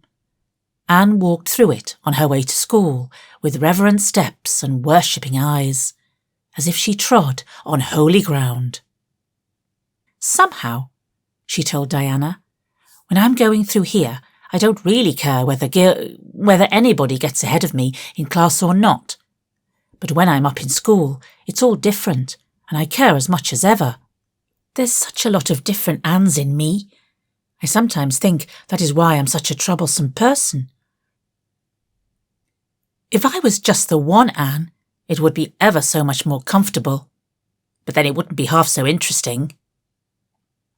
One June evening, when the orchards were pink-blossomed again, when the frogs were singing silverly sweet in the marshes about the head of the Lake of Shining Waters, and the air was full of the savour of clover fields and balsamic fir woods, Anne was sitting by her gable window.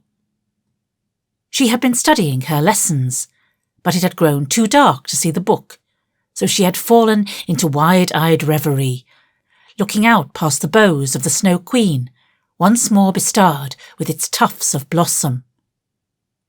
In all essential respects, the little gable chamber was unchanged, The walls were as white, the pincushion as hard, the chairs as stiffly and yellowy, upright as ever.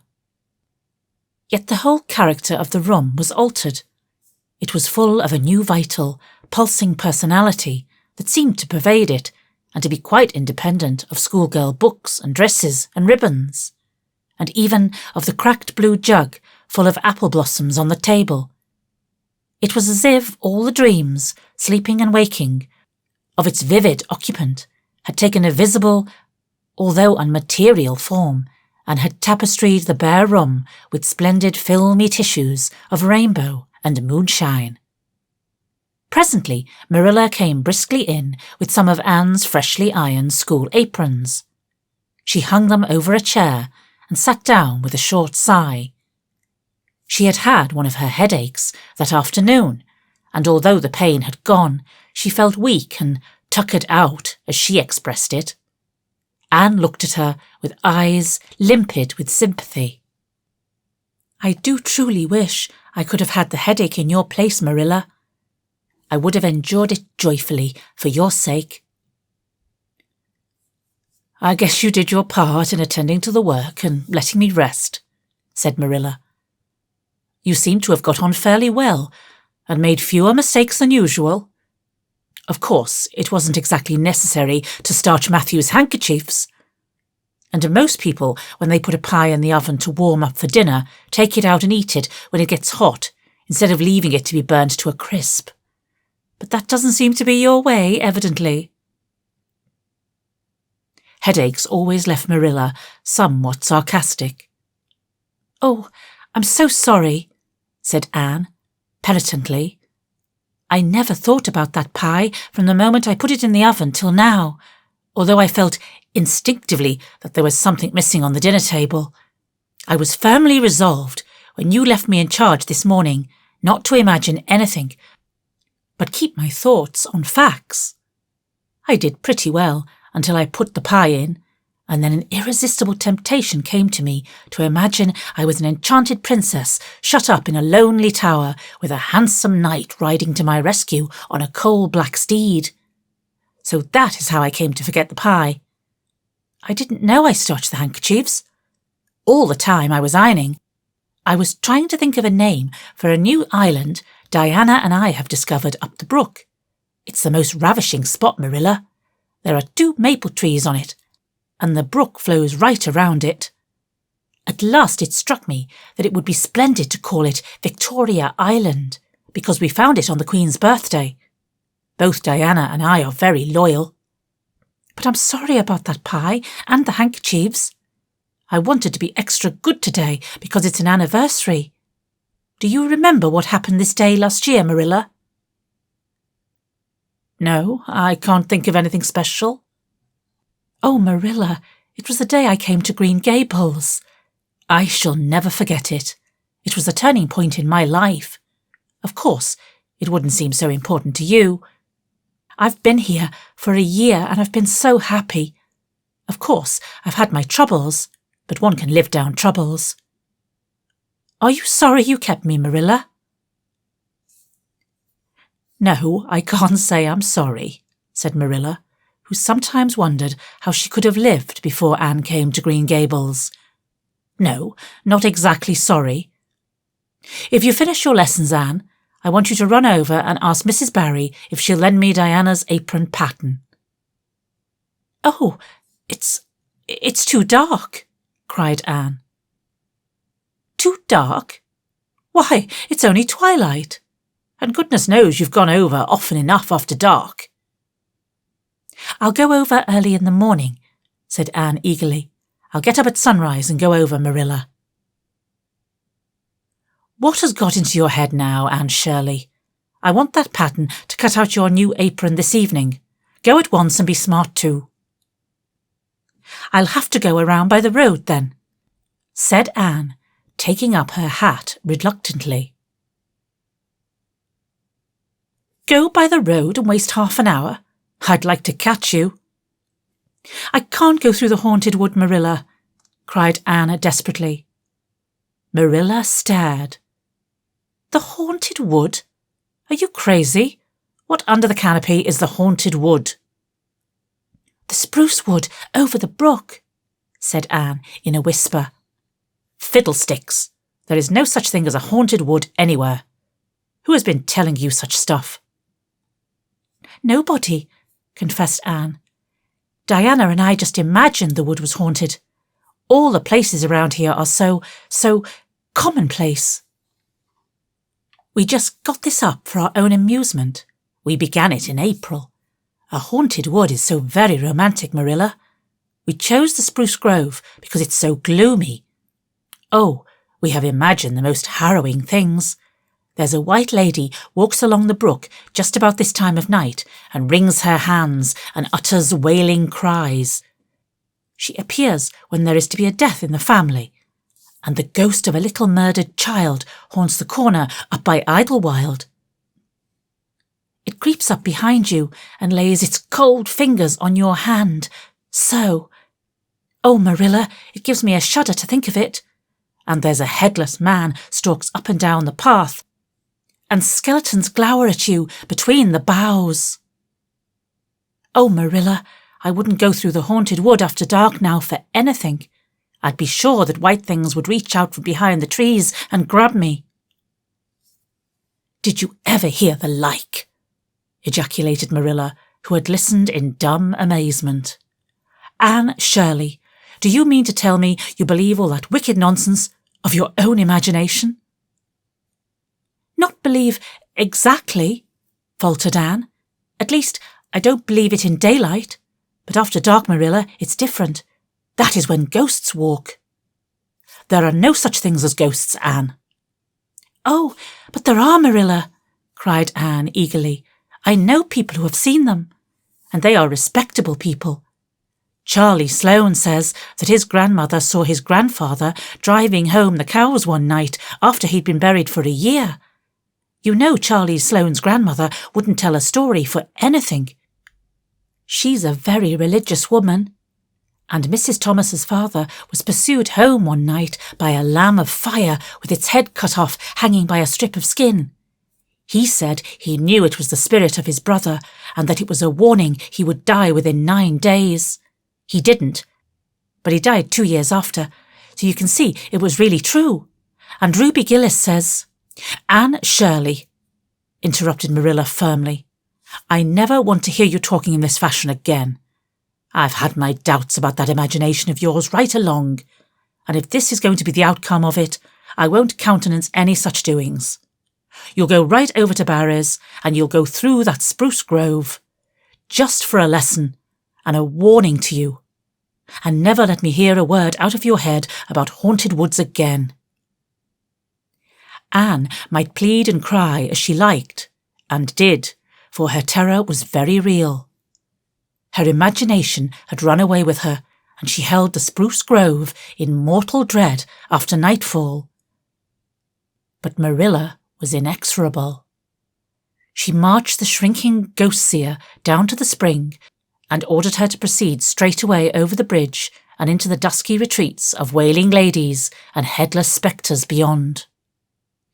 "Oh, Marilla, how can you be so cruel?" sobbed Anne. "What would you feel like if a white thing did snatch me up and carry me off?" "I'll risk it," said Marilla unfeelingly. "You know I always mean what I say. I'll cure you of imagining ghosts into places. March now." Anne marched. That is, she stumbled over the bridge and went shuddering up the horrible dim path beyond. Anne never forgot that walk. Bitterly did she repent the license she had given to her imagination. The goblins of her fancy lurked in every shadow about her, reaching out their cold, fleshless hands to grasp the terrified small girl who had called them into being. A white strip of birch bark blowing up from the hollow over the brown floor of the grove made her heart stand still. The long-drawn wail of 2 old boughs rubbing against each other brought out the perspiration in beads on her forehead. The swoop of bats in the darkness over her was as the wings of unearthly creatures. When she reached Mr. William Bell's field, she fled across it as if pursued by an army of white things, and arrived at the Barry kitchen door so out of breath that she could hardly gasp out her request for the apron pattern. Diana was away, so that she had no excuse to linger. The dreadful return journey had to be faced. Anne went back over it with shut eyes, preferring to take the risk of dashing her brains out among the boughs to that of seeing a white thing. When she finally stumbled over the log bridge, she drew one long shivering breath of relief.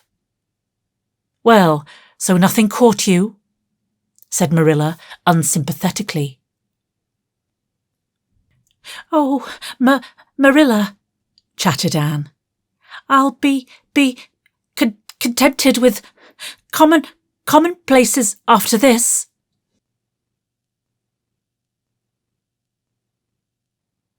Chapter 21. A New Departure in Flavorings. "Dear me, there is nothing but meetings and partings in this world, as Mrs. Lynde says," remarked Anne plaintively, putting her slate and books down on the kitchen table on the last day of June and wiping her red eyes with a very damp handkerchief. "Wasn't it fortunate, Marilla, that I took an extra handkerchief to school today? I had a presentiment that it would be needed." "I never thought you were so fond of Mr. Phillips that you'd require 2 handkerchiefs to dry your eyes just because he was going away," said Marilla. "I don't think I was crying because I was really so very fond of him," reflected Anne. "I just cried because all the others did. It was Ruby Gillis started it. Ruby Gillis has always declared she hated Mr. Phillips, but just as soon as he got up to make his farewell speech, she burst into tears. Then all the girls began to cry, one after the other. I tried to hold out, Marilla. I tried to remember the time Mr. Phillips made me sit with with a boy, and the time he spelled my name without an E on the blackboard, and how he said I was the worst dunce he ever saw at geometry and laughed at my spelling. And all the times he had been so horrid and sarcastic. But somehow I couldn't, Marilla, and I just had to cry too. Jane Andrews has been talking for a month about how glad she'd be when Mr. Phillips went away, and she declared she'd never shed a tear. Well, she was worse than any of us, and had to borrow a handkerchief from her brother. Of course, the boys didn't cry, because she hadn't brought one of her own, not expecting to need it. Oh, Marilla, it was heartrending. Mr. Phillips made such a beautiful farewell speech, beginning, "The time has come for us to part." It was very affecting. And he had tears in his eyes too, Marilla. Oh, I felt dreadfully sorry and remorseful for all the times I'd talked in school and drawn pictures of him on my slate, and made fun of him and Prissy. I can tell you I wished I'd been a model pupil like Minnie Andrews. She hadn't anything on her conscience. The girls cried all the way home from school. Carrie Sloane kept saying every few minutes, "The time has come for us to part," and that would start us all off again whenever we were in danger of cheering up. I do feel dreadfully sad, Marilla. But one can't feel quite in the depths of despair with 2 months' vacation before them, can they, Marilla? And besides, we met the new minister and his wife coming from the station. For all I was feeling so bad about Mr. Phillips going away, I couldn't help taking a little interest in a new minister, could I? His wife is very pretty. Not exactly regally lovely, of course. It wouldn't do, I suppose, for a minister to have a regally lovely wife, because it might set a bad example. Mrs. Lynde says the minister's wife over at Newbridge sets a very bad example because she dresses so fashionably. Our new minister's wife was dressed in blue muslin with lovely puffed sleeves and a hat trimmed with roses. Jane Andrews said she thought puffed sleeves were too worldly for a minister's wife, but I didn't make any such uncharitable remark, Marilla, because I know what it is to long for puffed sleeves. Besides, she's only been a minister's wife for a little while. So one should make allowances, shouldn't they? They are going to board with Mrs. Lynde until the manse is ready. If Marilla, in going down to Mrs. Lynde's that evening, was actuated by any motive save her avowed one of returning the quilting frames she had borrowed the preceding winter, it was an amiable weakness shared by most of the Avonlea people. Many a thing Mrs. Lynde had lent, sometimes never expecting to see it again, came home that night in charge of the borrowers thereof. A new minister, and moreover a minister with a wife, was a lawful object of curiosity in a quiet little country settlement where sensations were few and far between. Old Mr Bentley, the minister whom Anne had found lacking in imagination, had been pastor of Avonlea for 18 years.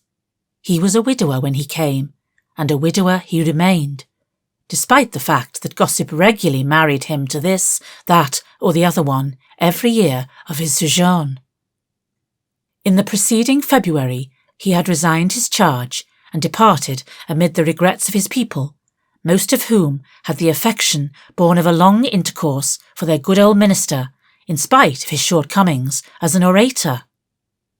Since then, the Avonlea Church had enjoyed a variety of religious dissipation in listening to the many and various candidates and supplies who came Sunday after Sunday to preach on trial. These stood or fell by the judgment of the fathers and mothers in Israel. But a certain small, red-haired girl who sat meekly in the corner of the old Cuthbert pew also had her opinions about them and discussed the same in full with Matthew. Marilla always declining from principle to criticise ministers in any shape or form. "I don't think Mr. Smith would have done, Matthew," was Anne's final summing up. "Mrs. Lynde says his delivery was so poor, but I think his worst fault was just like Mr. Bentley's. He had no imagination. And Mr. Terry had too much. He let it run away with him, just as I did mine in the matter of the haunted wood. Besides, Mrs. Lynde says his theology wasn't sound. Mr. Gresham was a very good man and a very religious man, but he told too many funny stories and made the people laugh in church. He was undignified, and you must have some dignity about a minister, mustn't you, Matthew? I thought Mr. Marshall was decidedly attractive, but Mrs. Lynde says he isn't married or even engaged because she made special inquiries about him, and she says it would never do to have a young unmarried minister in Avonlea because he might marry in the congregation and that would make trouble. Mrs. Lynde is a very far-seeing woman, isn't she, Matthew? I'm very glad they've called Mr. Allen. I liked him because his sermon was interesting and he prayed as if he meant it, and not just as if he did it, because he was in the habit of it. Mrs. Lynde says he isn't perfect, but she says she supposes we couldn't expect a perfect minister for $750 a year, and anyhow, his theology is sound because she questioned him thoroughly on all points of doctrine. And she knows his wife's people, and they are most respectable, and the women are all good housekeepers. Mrs. Lynde says that sound doctrine in a man and good housekeeping in the woman make an ideal combination for a minister's family. The new minister and his wife were a young, pleasant-faced couple, still on their honeymoon, and full of all good and beautiful enthusiasms for their chosen life work. Avonlea opened its heart to them from the start. Old and young, like the frank, cheerful young man with his high ideals, and the bright, gentle little lady who assumed the mistressship of the manse. With Mrs. Allen, Anne fell promptly and wholeheartedly in love. She had discovered another kindred spirit. "Mrs. Allen is perfectly lovely," she announced one Sunday afternoon. "She's taken our class, and she's a splendid teacher. She said right away she didn't think it was fair for the teacher to ask all the questions, and you know, Marilla, that is exactly what I've always thought. She said we could ask her any question we liked, and I asked ever so many. I'm good at asking questions, Marilla." "I believe you," was Marilla's emphatic comment. Nobody else asked any except Ruby Gillis, and she asked if there was to be a Sunday school picnic this summer. I didn't think that was a very proper question to ask because it hadn't any connection with the lesson. The lesson was about Daniel in the lion's den, but Mrs. Allen just smiled and said she thought there would be. Mrs. Allen has a lovely smile. She has such exquisite dimples in her cheeks. I wish I had dimples in my cheeks, Marilla. I'm not half so skinny as I was when I came here, but I have no dimples yet.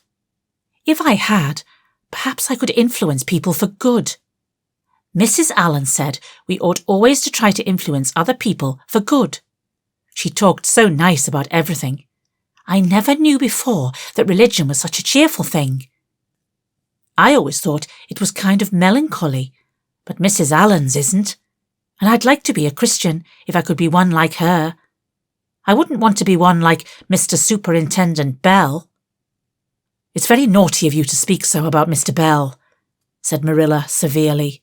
Mr. Bell is a real good man.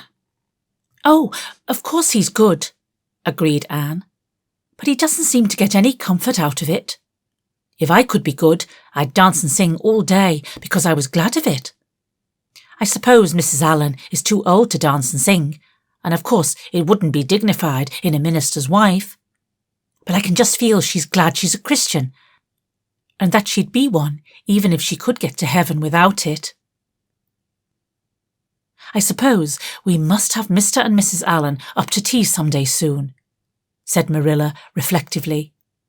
They've been most everywhere but here. Let me see.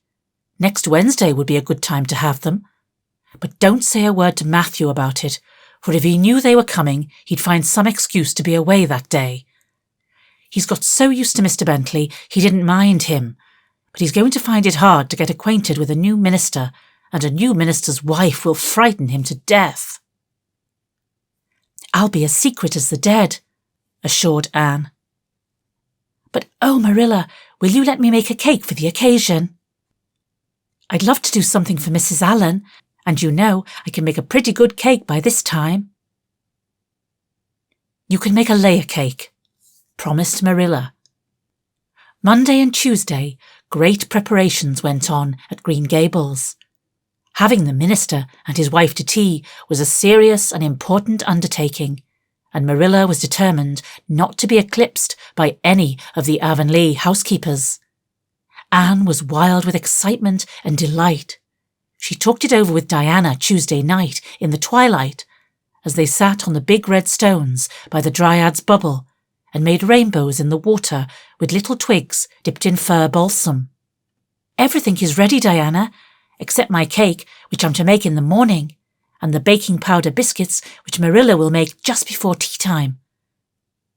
I assure you, Diana, that Marilla and I have had a busy 2 days of it. It's such a responsibility, having a minister's family to tea. I never went through such an experience before. You should see our pantry. It's a sight to behold. We're going to have jellied chicken and cold tongue. We're to have 2 kinds of jelly, red and yellow, and whipped cream and lemon pie, and cherry pie, and 3 kinds of cookies, and fruit cake, and Marilla's famous yellow plum preserves that she keeps especially for ministers, and pound cake, and layer cake, and biscuits as aforesaid, and new bread and old both, in case the minister is dyspeptic and can't eat new. Mrs. Lynde says ministers are dyspeptic, but I don't think Mr. Allen has been a minister long enough for it to have had a bad effect on him. I just grow cold when I think of my layer cake. Oh, Diana, what if it shouldn't be good? I dreamed last night that I was chased all around by a fearful goblin with a big layer cake for a head. It'll be good, all right, assured Diana, who was a very comfortable sort of friend. I'm sure that piece of the one you made that we had for lunch at Idlewild 2 weeks ago was perfectly elegant. Yes, but cakes have such a terrible habit of turning out bad, just when you especially want them to be good, sighed Anne. setting a particularly well-balsamed twig afloat. "However, I suppose I shall just have to trust to Providence and be careful to put in the flower. Oh, look, Diana, what a lovely rainbow! Do you suppose the Dryad will come out after we go away and take it for a scarf?" "You know there is no such thing as a Dryad," said Diana. Diana's mother had found out about the haunted wood and had been decidedly angry over it.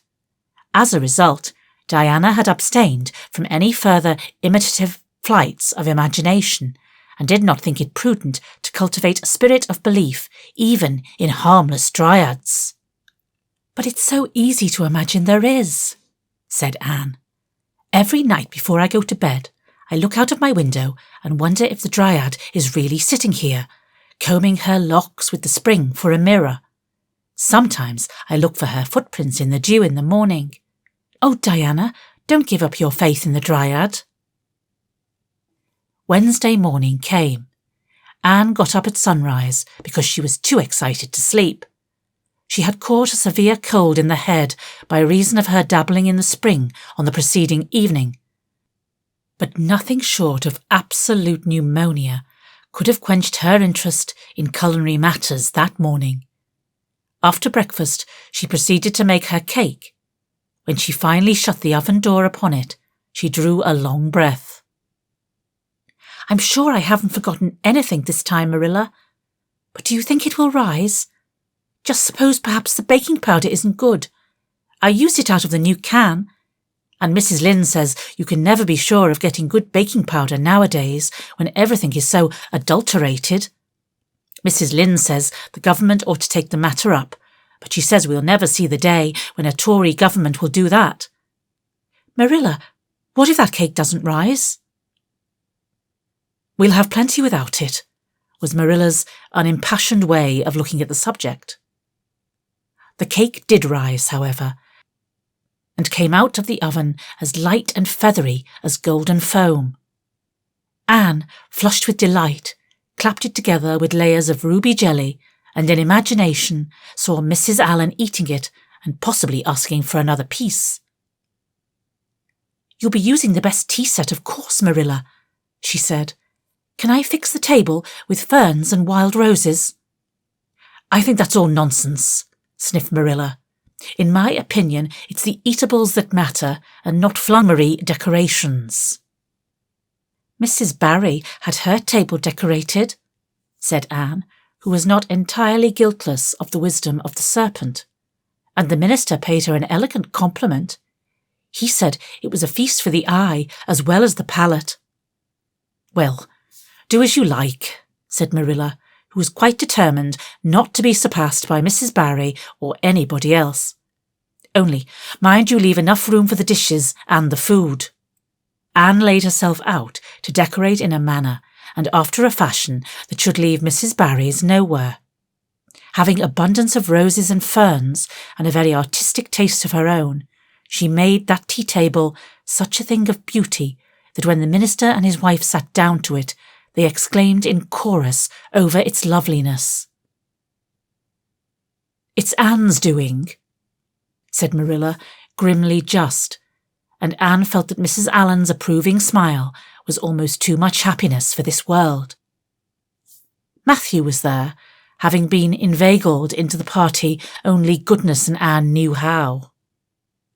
He had been in such a state of shyness and nervousness that Marilla had given him up in despair, but Anne took him in hand so successfully that he now sat at the table in his best clothes and white collar, and talked to the minister not uninterestingly.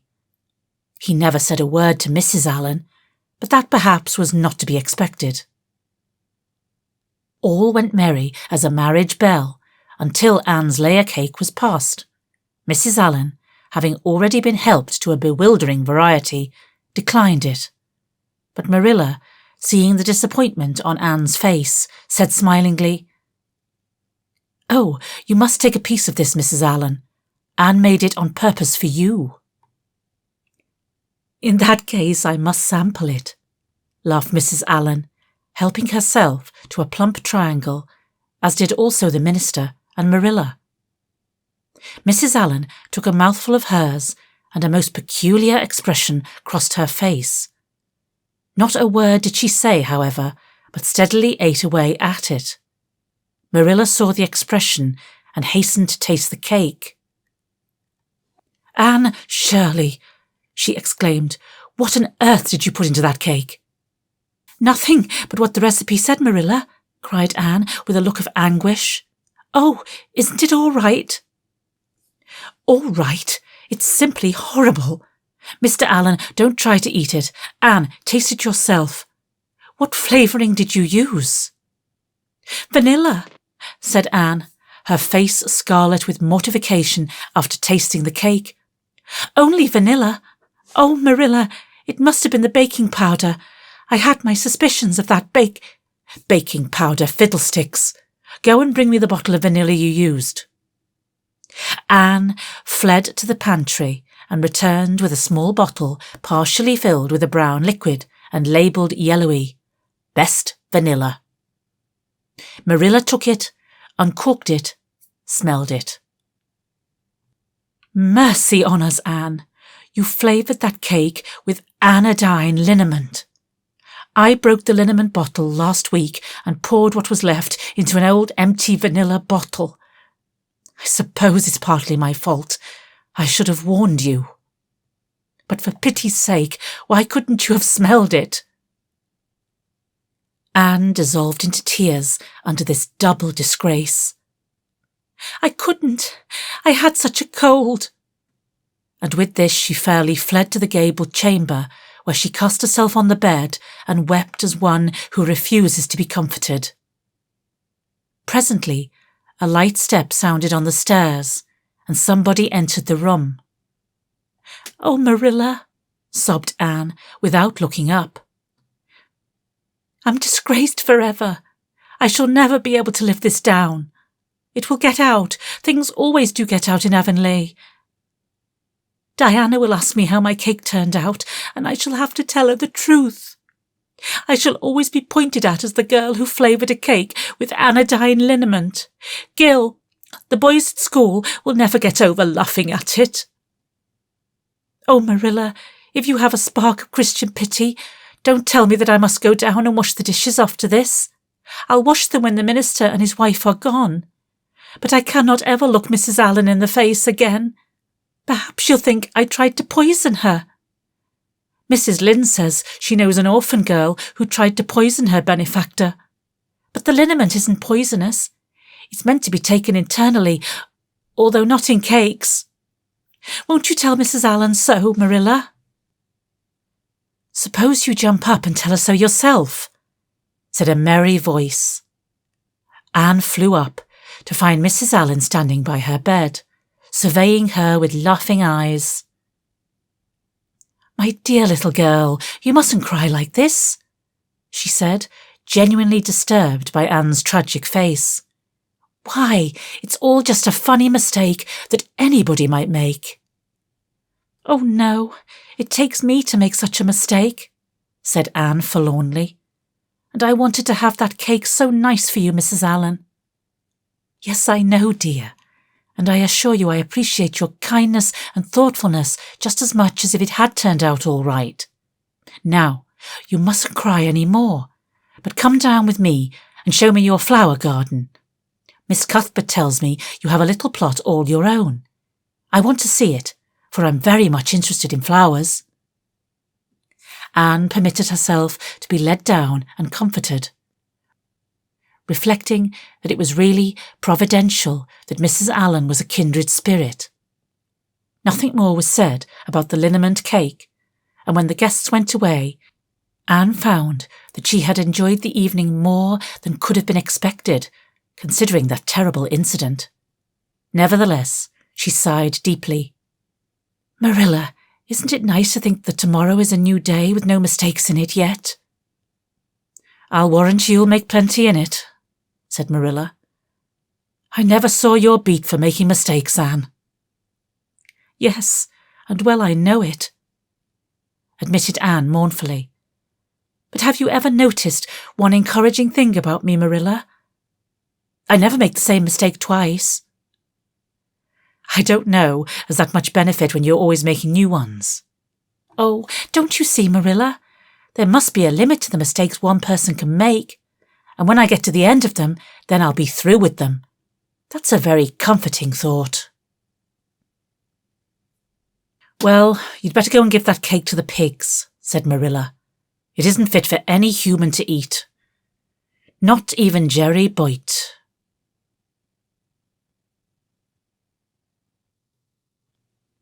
Chapter 22. Anne is invited out to tea. And what are your eyes popping out of your head about now? Asked Marilla, when Anne had just come in from a run to the post office. Have you discovered another kindred spirit? Excitement hung around Anne like a garment, shone in her eyes, kindled in every feature. She had come dancing up the lane like a wind-blown sprite through the mellow sunshine and lazy shadows of the August evening. No, Marilla, but oh, what do you think? I am invited to tea at the manse tomorrow afternoon.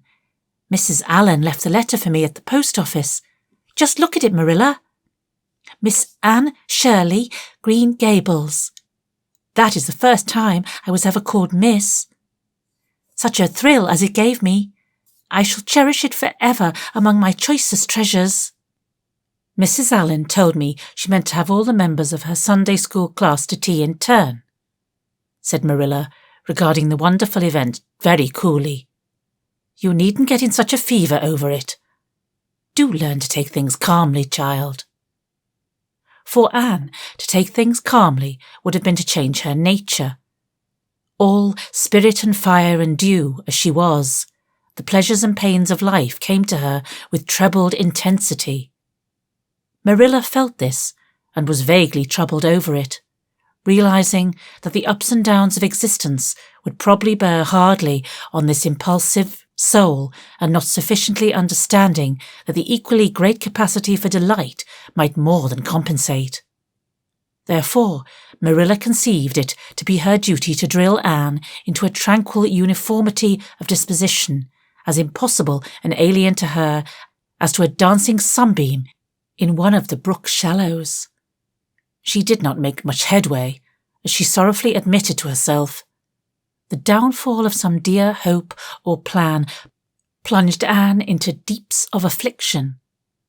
The fulfilment thereof exalted her to dizzy realms of delight. Marilla had almost begun to despair of ever fashioning this waif of the world into her model little girl of demure manners and prim deportment. Neither would she have believed that she really liked Anne much better as she was. Anne went to bed that night, speechless with misery, because Matthew had said the wind was round northeast, and he feared it would be a rainy day tomorrow. The rustle of the poplar leaves about the house worried her. It sounded so like pattering raindrops, and the full, far-away roar of the Gulf, to which she listened delightedly at other times, loving its strange, sonorous, haunting rhythm, now seemed a prophecy of storm and disaster to a small maiden who particularly wanted a fine day. Anne thought the morning would never come. But all things have an end, even nights before the day on which you are invited to take tea at the manse. The morning, in spite of Matthew's predictions, was fine, and Anne's spirits soared to their highest. Oh, Marilla, there is something in me today that makes me just love everybody I see, she exclaimed as she washed the breakfast dishes. You don't know how good I feel. Wouldn't it be nice if it could last? I believe I could be a model child if I was just invited out to tea every day. But oh, Marilla, it's a solemn occasion too. I feel so anxious. What if I shouldn't behave properly? You know, I never had tea at a manse before, and I'm not sure that I know all the rules of etiquette, although I've been studying the rules given in the etiquette department of the Family Herald ever since I came here. I'm so afraid I'll do something silly or forget to do something I should do. Would it be good manners to take a second helping of anything if you wanted to very much? The trouble with you, Anne, is that you're thinking too much about yourself. You should just think of Mrs. Allen and what would be nicest and most agreeable to her," said Marilla, hitting for once in her life on a very sound and pithy piece of advice. Anne instantly realized this. "You are right, Marilla. I'll try not to think about myself at all." Anne evidently got through her visit without any serious breach of etiquette, for she came home through the twilight under a great high-sprung sky,